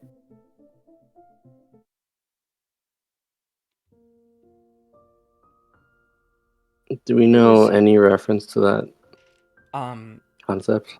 I will say, just to like prevent any difficulty in like world building in a world where the Shadowfell is not known to you since birth, nor are there any Yeah. records about it. Melora turns her heads up and says, "Once long before myself and a great deal of others were extinguished and scattered throughout the realm, there existed two realms that blanketed the material plane, simultaneously existing, overlapping each other." And she raises one hand up, and flowers and and butterflies bloom out of her palm, and says, "One of these was known as the Feywild. It is where myself and Auril and your Leaf Lord and a great deal of many others existed amongst nature and Fey and magic and wonder." And she raises another hand, and like wilted flowers sprout from her palms. And the other was the Shadowfell, where creatures of darkness and shadow and death and cold wandered. Your Raven Queen was perhaps the strongest of them. And she claps both hands together. But eventually, when the light that tore apart realms sundered everything apart and collapsed everything into each other, the two became one. And that blanket still exists today, somewhere within the center of this world. The Hollowfell, it is called. She points to Nepenthe and says, "Thus making you and the preservation of her memories and yours within the fortress of memories that exists inside of you, the last true remaining piece of the Shadowfell. That child, that purity, is why shadows seek you out, and why goddesses go to war, to steal you into their own grasps." You are no queen without a realm to rule over.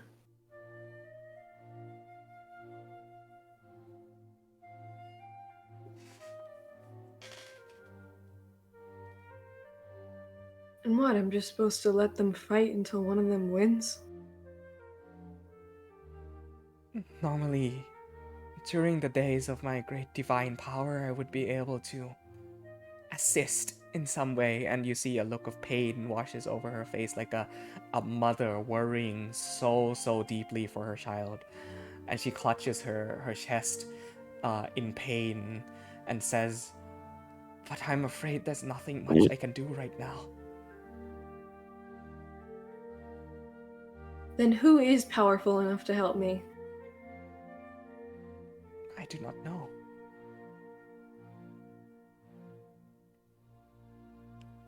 You,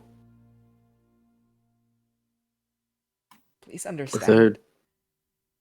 I had only re-emerged and opened my eyes to this world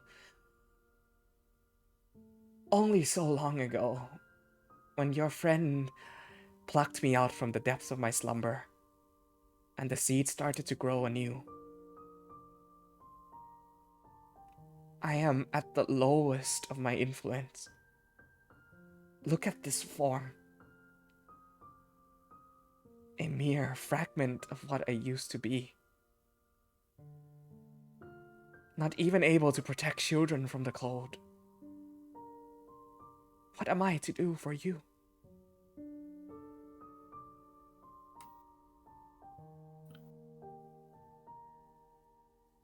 Yeah, we all got some growing to do.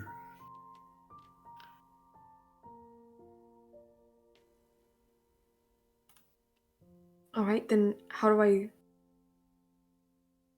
I mean, the Frost Maiden gave me the powers that I have, but I don't... her side anymore. So Oh, how do believe I... me, she still wants you around. And mistake not, she did not give you powers. She Yeah, merely I was about to stirred say up that. the arcane inside you. I squeeze Vent's hand again, and I think Xavier's mind's been racing and like connecting dots in this, and he says, like I said, you. They're fighting over power that they don't have. Power that is inside of you. If there is a realm as big as all of the known realms, all the known world, the power of reality inside of you.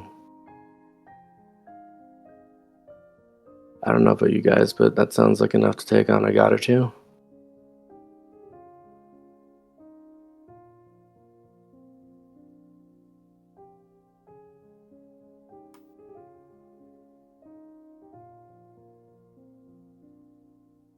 I have to... But how do I... dig into her power, dig into my power, without feeding her, without bringing her back? Are you saying I should?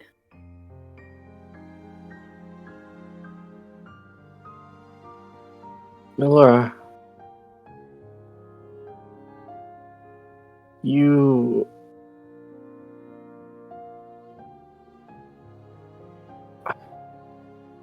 survived the end of all things, She clutches as her did skirt. she. Yeah. How did that happen? Are all of the old gods left around? How somehow she exists still? How? The divine are given form through faith. For beyond the divine gate, faith is given form into physicality. And your faith and your belief shapes us. And we in turn shape you. So only the most powerful of gods have the most faithful followers. And when faith was shattered and dispersed through the divine gate, those of us who were worshipped the most by our followers ended up being the most scattered. That is the ironic truth of the death of gods, as you call it.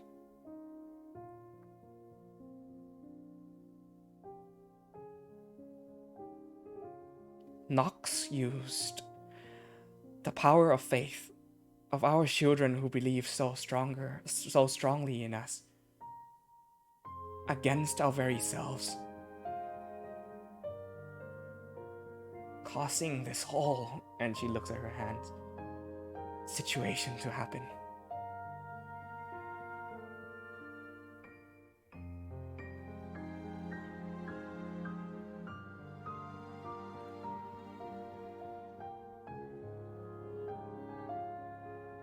Her form starts to fade and says, "No, I can't maintain physical form for too long. But do know that you have all of my worry and love with you, for I have not forgotten the love I feel for my children, even in this form. I cannot do much, but I promised I will look over all of you to the best of my abilities. Forgive this pathetic goddess for not being able to do more.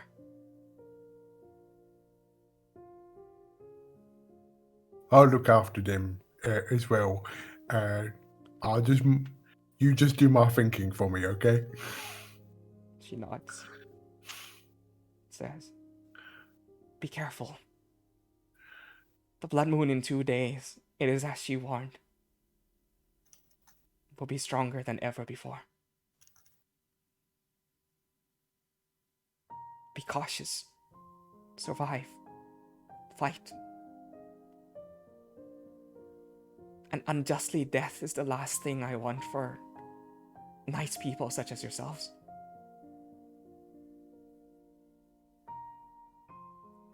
She starts to fade into flowers and butterflies. And leaves behind a warmth that blankets all of you once more. Before completely going away.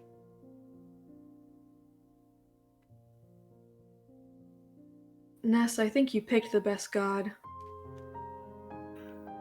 Yeah, even a lot. I think she picked me. But yeah. Ness, Yeah. what can we do here now? I don't know if anybody else wants to participate in this, but what can we do to worship her? What can we do to give our faith to her?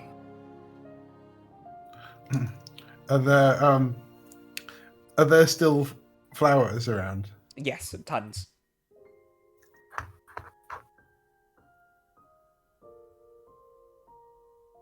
Just I'll hand Ronex the decanter of endless water.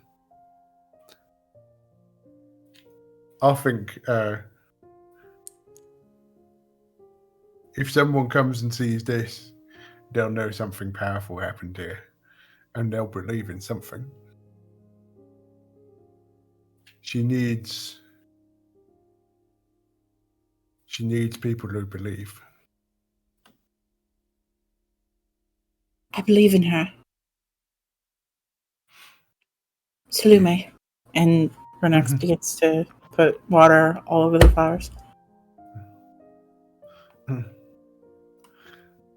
place where the grass and flowers grew feels warm in comparison to the rest of the chilly night air. And I'm gonna this is gonna take a while. And I will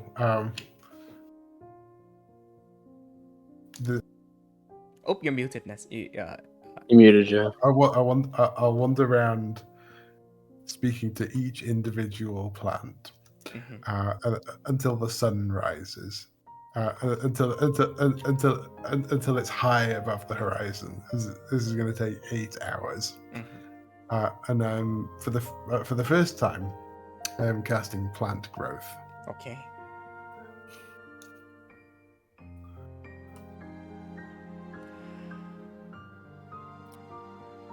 I will take off my ring and ask if you want an additional use of that. Yeah, it takes a while. I don't think I can do it twice. Okay. As the night passes into sunrise, you manage to grow a beautiful grove of blooming flowers and grass in a 100-foot radius from where you are. And amidst a desolate and completely arid desert, here lies and will forever be in place a garden dedicated to Melora, the first one in centuries. throughout that night, a small resonance rings out from each of the remnants within your possession. The book, the feather, the crystal, especially the crystal, seems to be amplifying the effect of plant growth, consciously of its own What if we left one here? You can chip off a piece of it. It has grown large enough. Yeah, I'll chip off a piece of mine. Say a little prayer to said Arathis is in here, correct? Avandra. Avandra, sorry. Arathis will be alone. And I'll leave, kind of dig a little hole and bury it into the dirt as Ness is forming the plant growth. Also, strangely, for the first time, atop the back of Rexamar, you feel a soft golden glow resonate outwards like a heartbeat. And as it touches the grass, they begin to grow faster and overlap as these two waves crash into each other. And you notice that the resonance is coming from the magnum opus.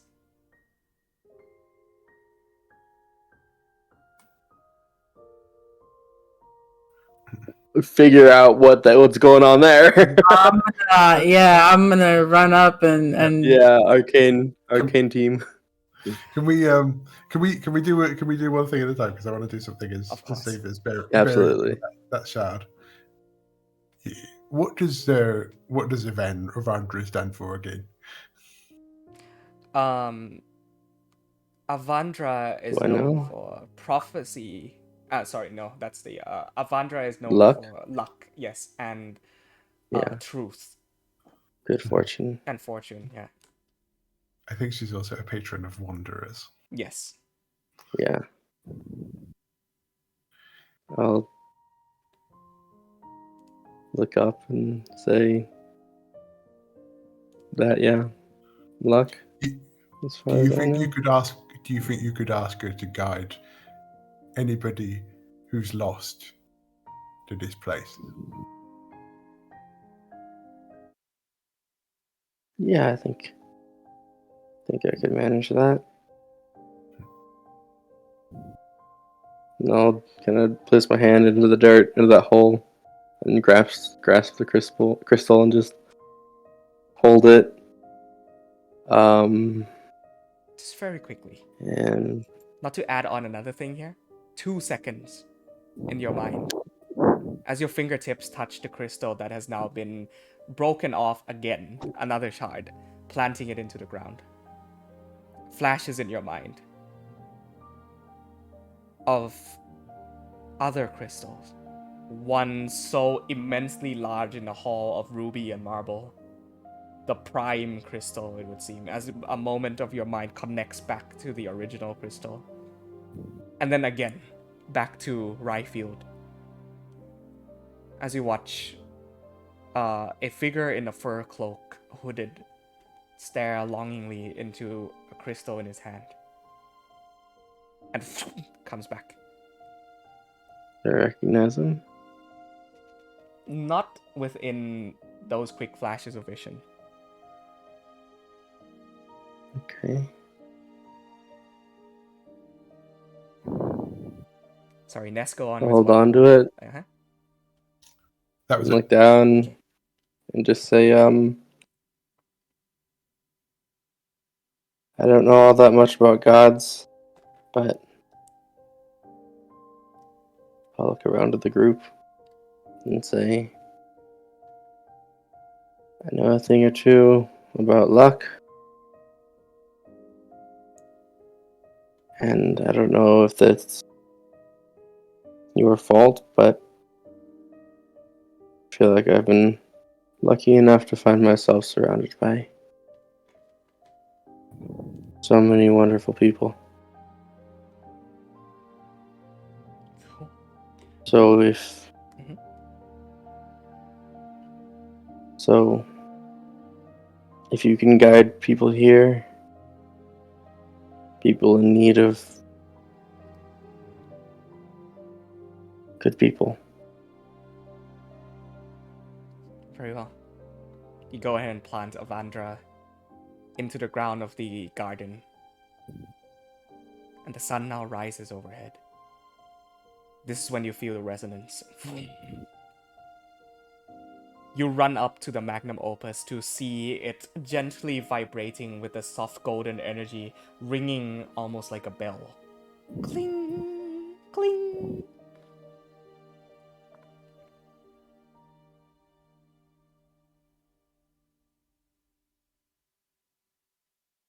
Can we figure out, did it fix itself? Did Melora fix it? Can we understand the magic happening right here? Make an What's the- Arcana or Religion check. Sorry, Ronax, I didn't mean to cut you off.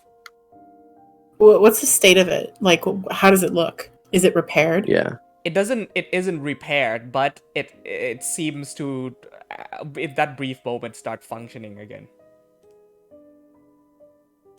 Alright, Arcana check? Mm-hmm. I will assist.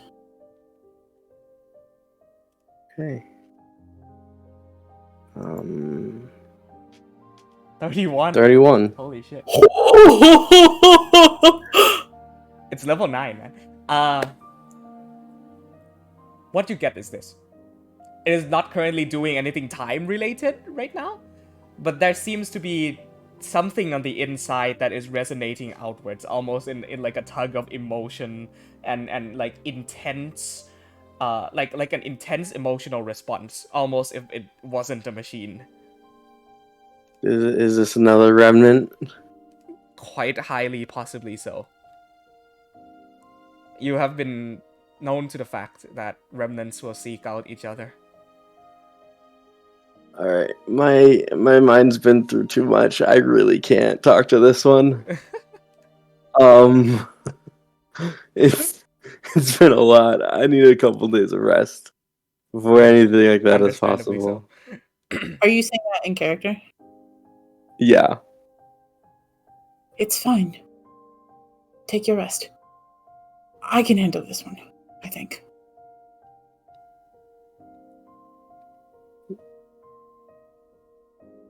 It only continues to thrum for about 30 or 40 seconds before it stopping the vibration that is emanating from within it and slows down to a halt.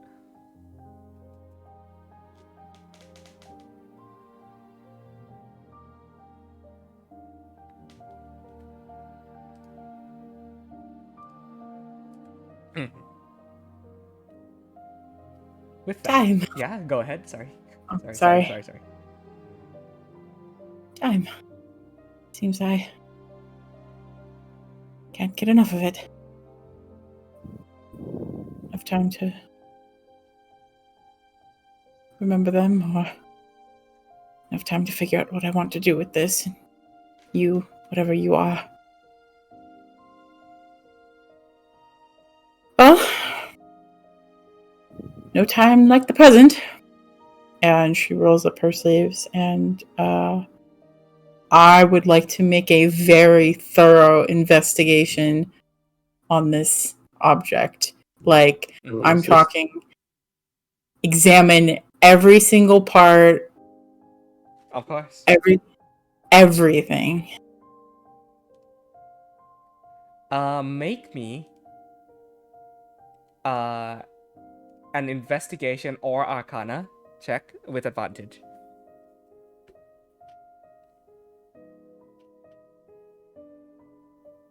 $16. And also, I've given her. I should have said it a second ago, but I was checking my spell slots. I have 2 final spell slots I can use. Cool. So I will give you a d6 for inspiration. Add a d6. It will make a difference.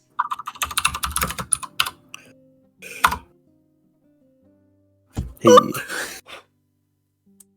Total of 21.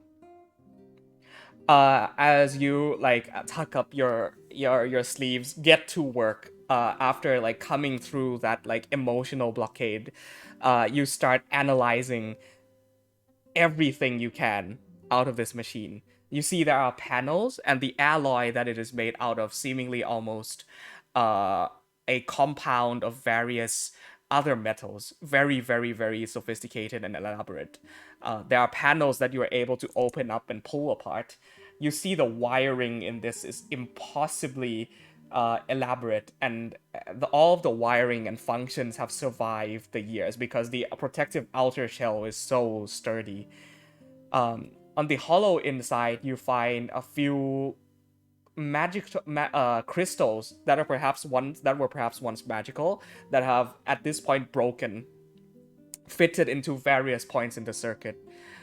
And at the very top, as you open up the compartment at the very top of the structure, there is a vat that has run almost completely dry.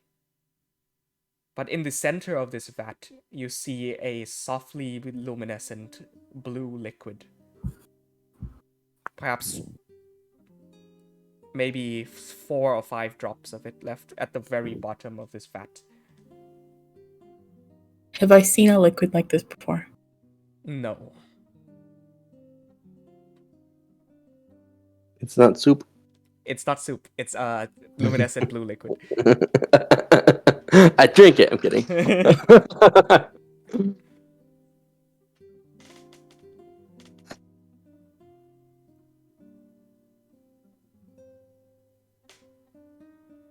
And you think back to like the liquid mercury sort of ball prototype back in the tower. You think back to the research. You think back to all of it, and it has to connect somehow.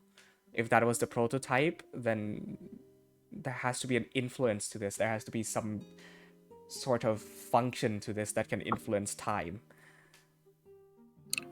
What do I know about alchemy?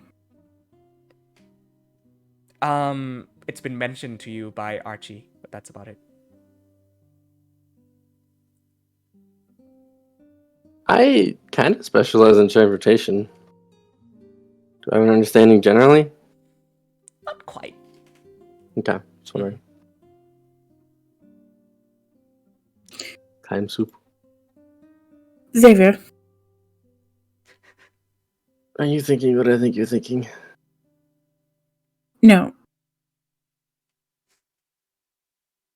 Do you have the ability to send a message? Oh, I'm so out. This is the same day as the fight, right? Or did we get a long rest from the... You got a long rest.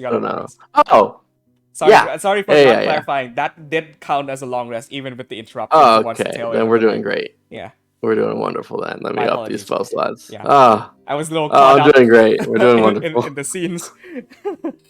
Yeah. Okay. Yeah, I can do that. My teacher. Yeah.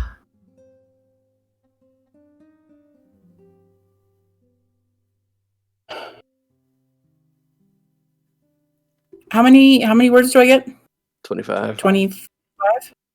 Let me channel Logarius real quick. He's in there somewhere.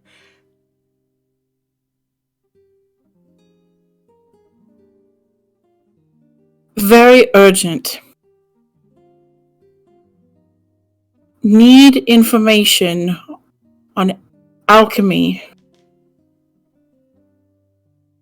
Pertinent to lost technology from before realm shatter. Found a breakthrough. Working very hard. Will be home soon. One word. Sorry. Oh, one more word left. Sorry. Ronax. Oh, perfect. A few seconds go by. Well, you seem to have found yourself in an interesting situation.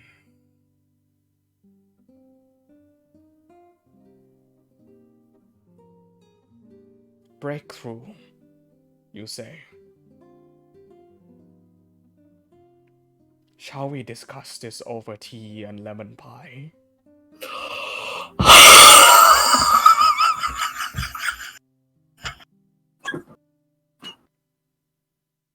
Come home.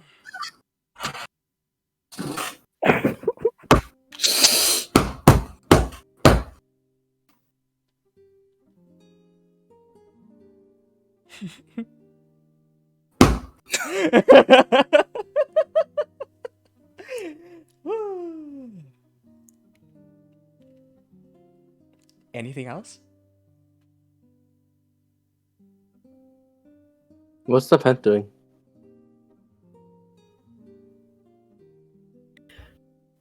Nepenthe has made her way to the edge of this, like, garden that they've created, and is pacing back and forth. It looks like she's talking to herself, but her mouth isn't moving. It's very much a lot of facial expressions. And she's bursting in and out of different rages as she gets upset and then calms herself and then gets upset again and then calms down. It's very much having a little bit of a struggle at the edge of the meadow.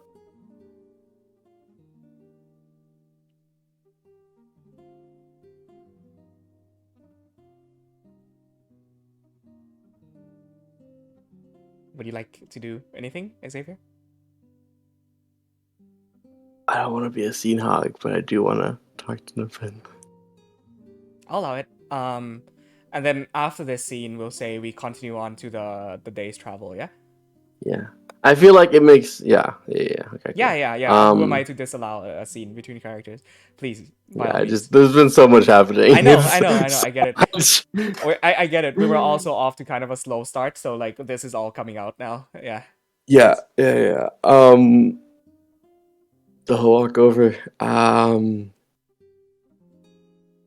just like awkward. It's awkward. I don't think he knows how to like.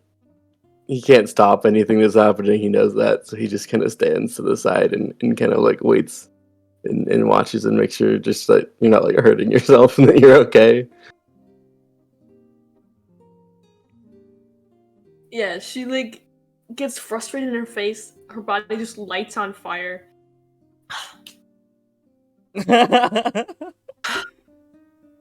She keeps walking. She looks calm for a moment. She gets upset again. Vines shoot up from the ground and she has to kick her feet out of them. That's amazing. What? I'm not gonna ask if you're okay, but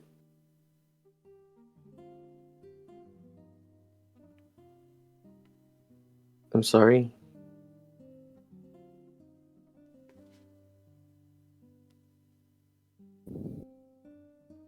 Yeah, well, gods are sorry. You're sorry.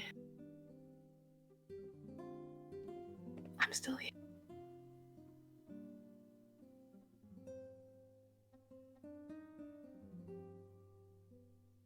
I'm not mad at you.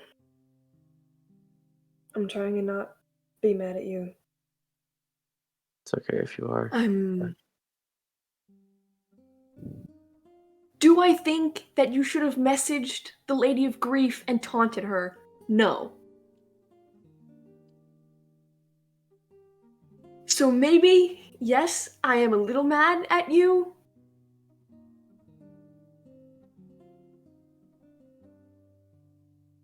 I just,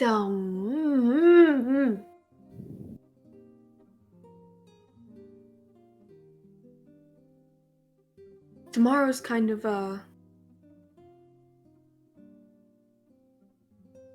Tomorrow kind of is a bad day for me. And I'll explain it later, but I needed tomorrow to not be what tomorrow night's gonna be. I needed to just... But you know, when do the gods let me have what I want, right? So, I would maybe take a step back if you don't want to accidentally get lit on fire or become afraid of me. whatever the fuck else happens.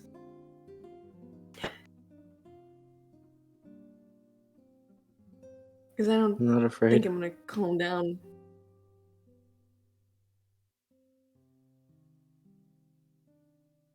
I think he just sits and stays and just like hunkers down and says, I just don't want to leave you alone. If you want to be alone, I can, but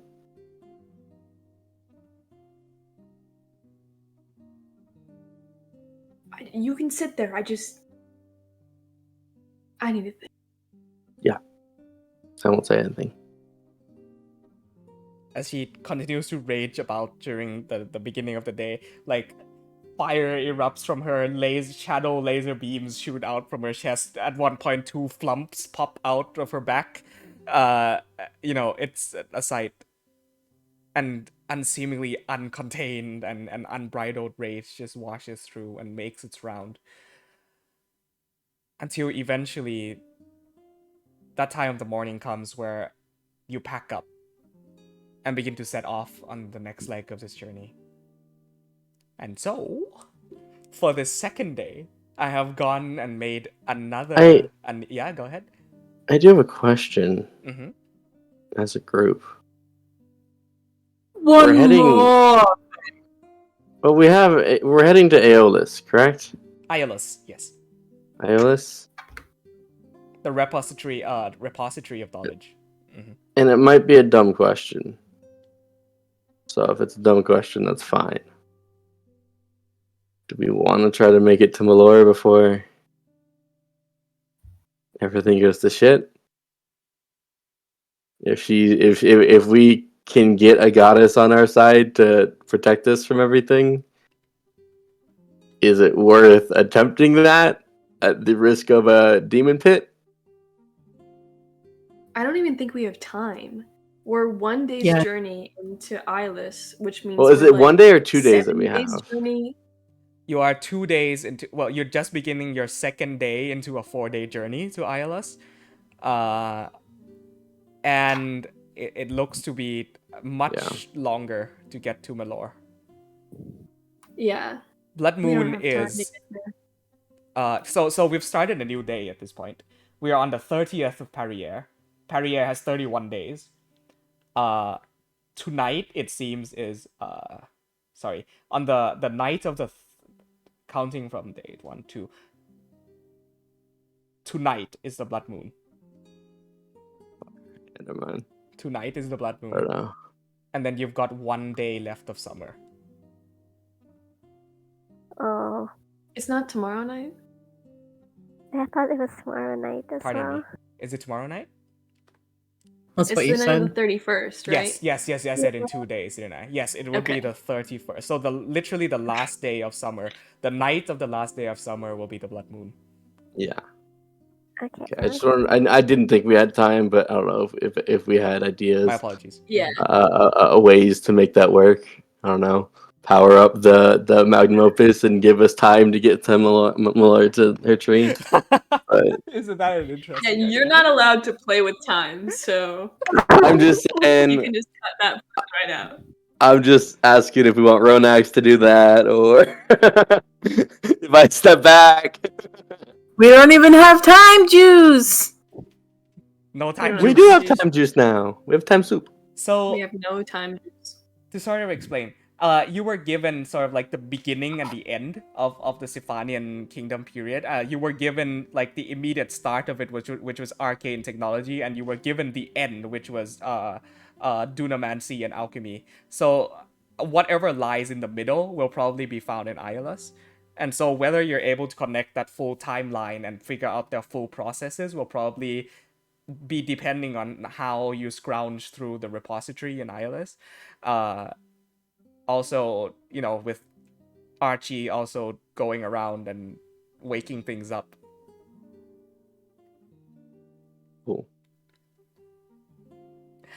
But yes, for this journey into now the Trikonimakri, the the harshest, most badlands part of Ruben Ridge into the region of Trikonimakri and Savitrash peaks, stretching out before your eyes. After about 3 or 4 hours of travel, a beautiful array of mountains start to peek out from beneath the sand dunes.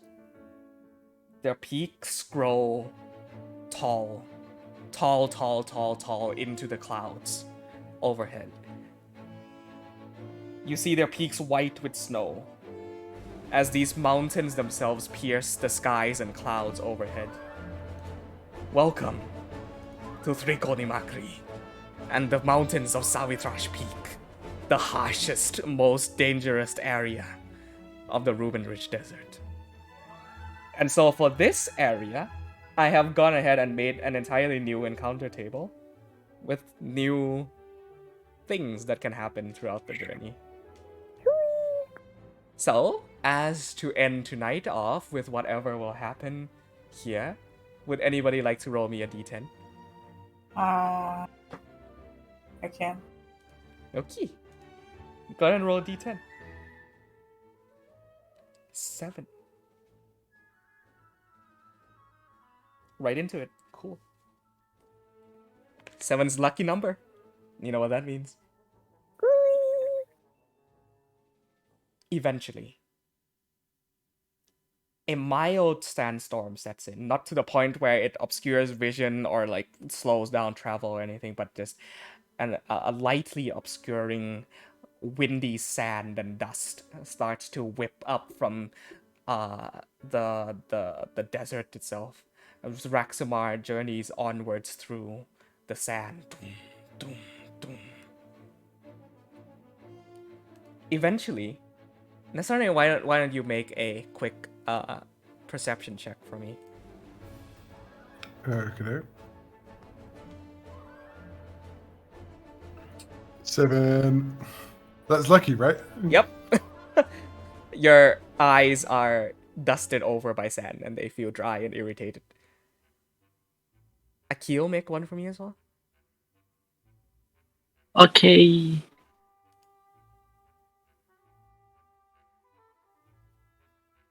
Perception check. Yeah. 28.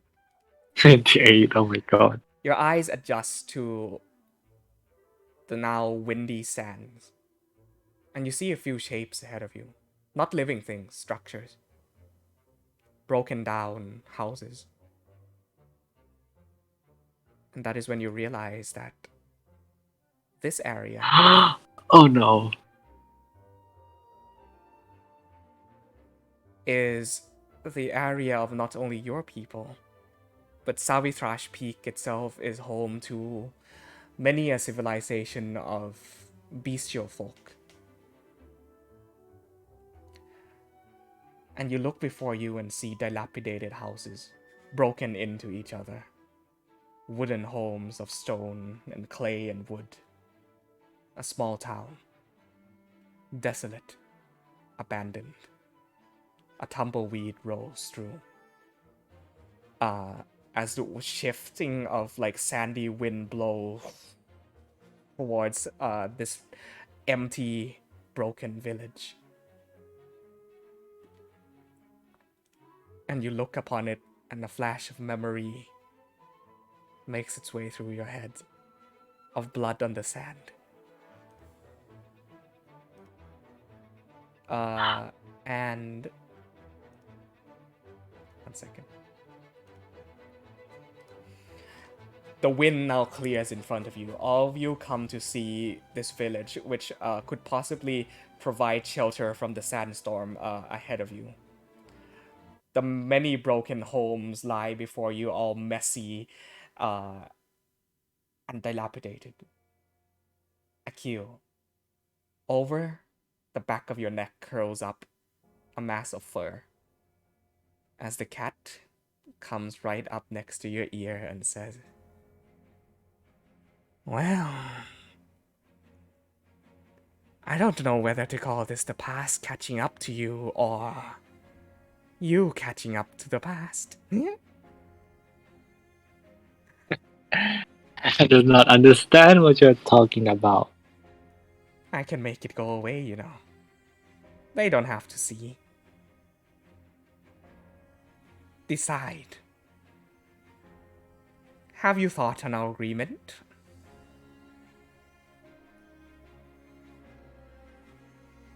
A simple yes or no would suffice.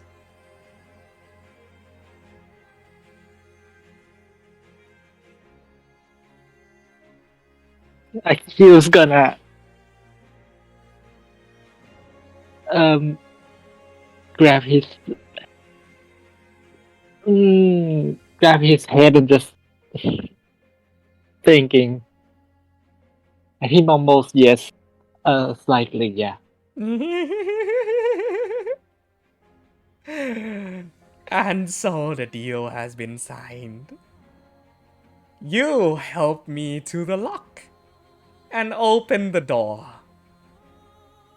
And I help you forget the trauma of your past. And you all hear a resounding meow come from amidst the air as this echoing meowing noise washes through, and sandstorm and sand and wind encapsulates the village, swallowing it. And as it blows away, none of the houses are there anymore.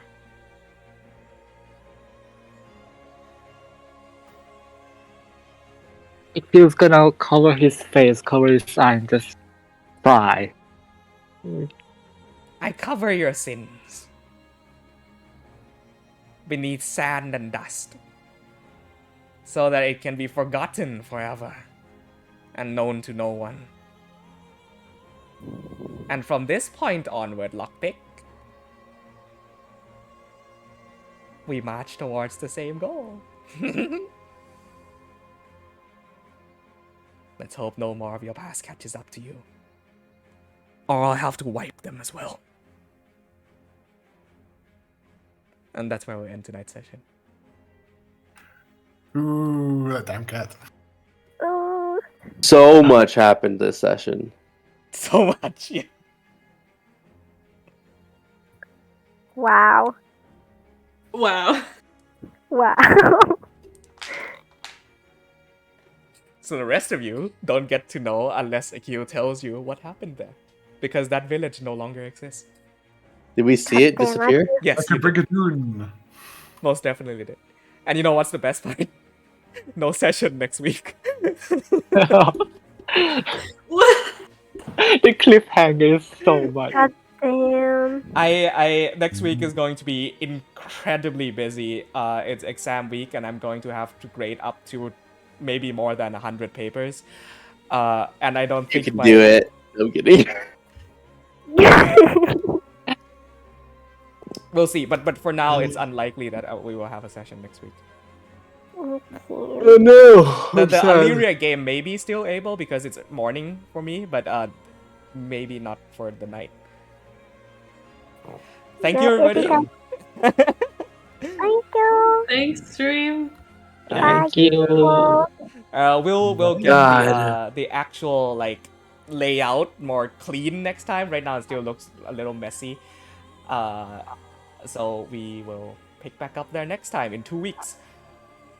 Yay! Alrighty. Bye-bye, everybody. Bye. Bye. Bye.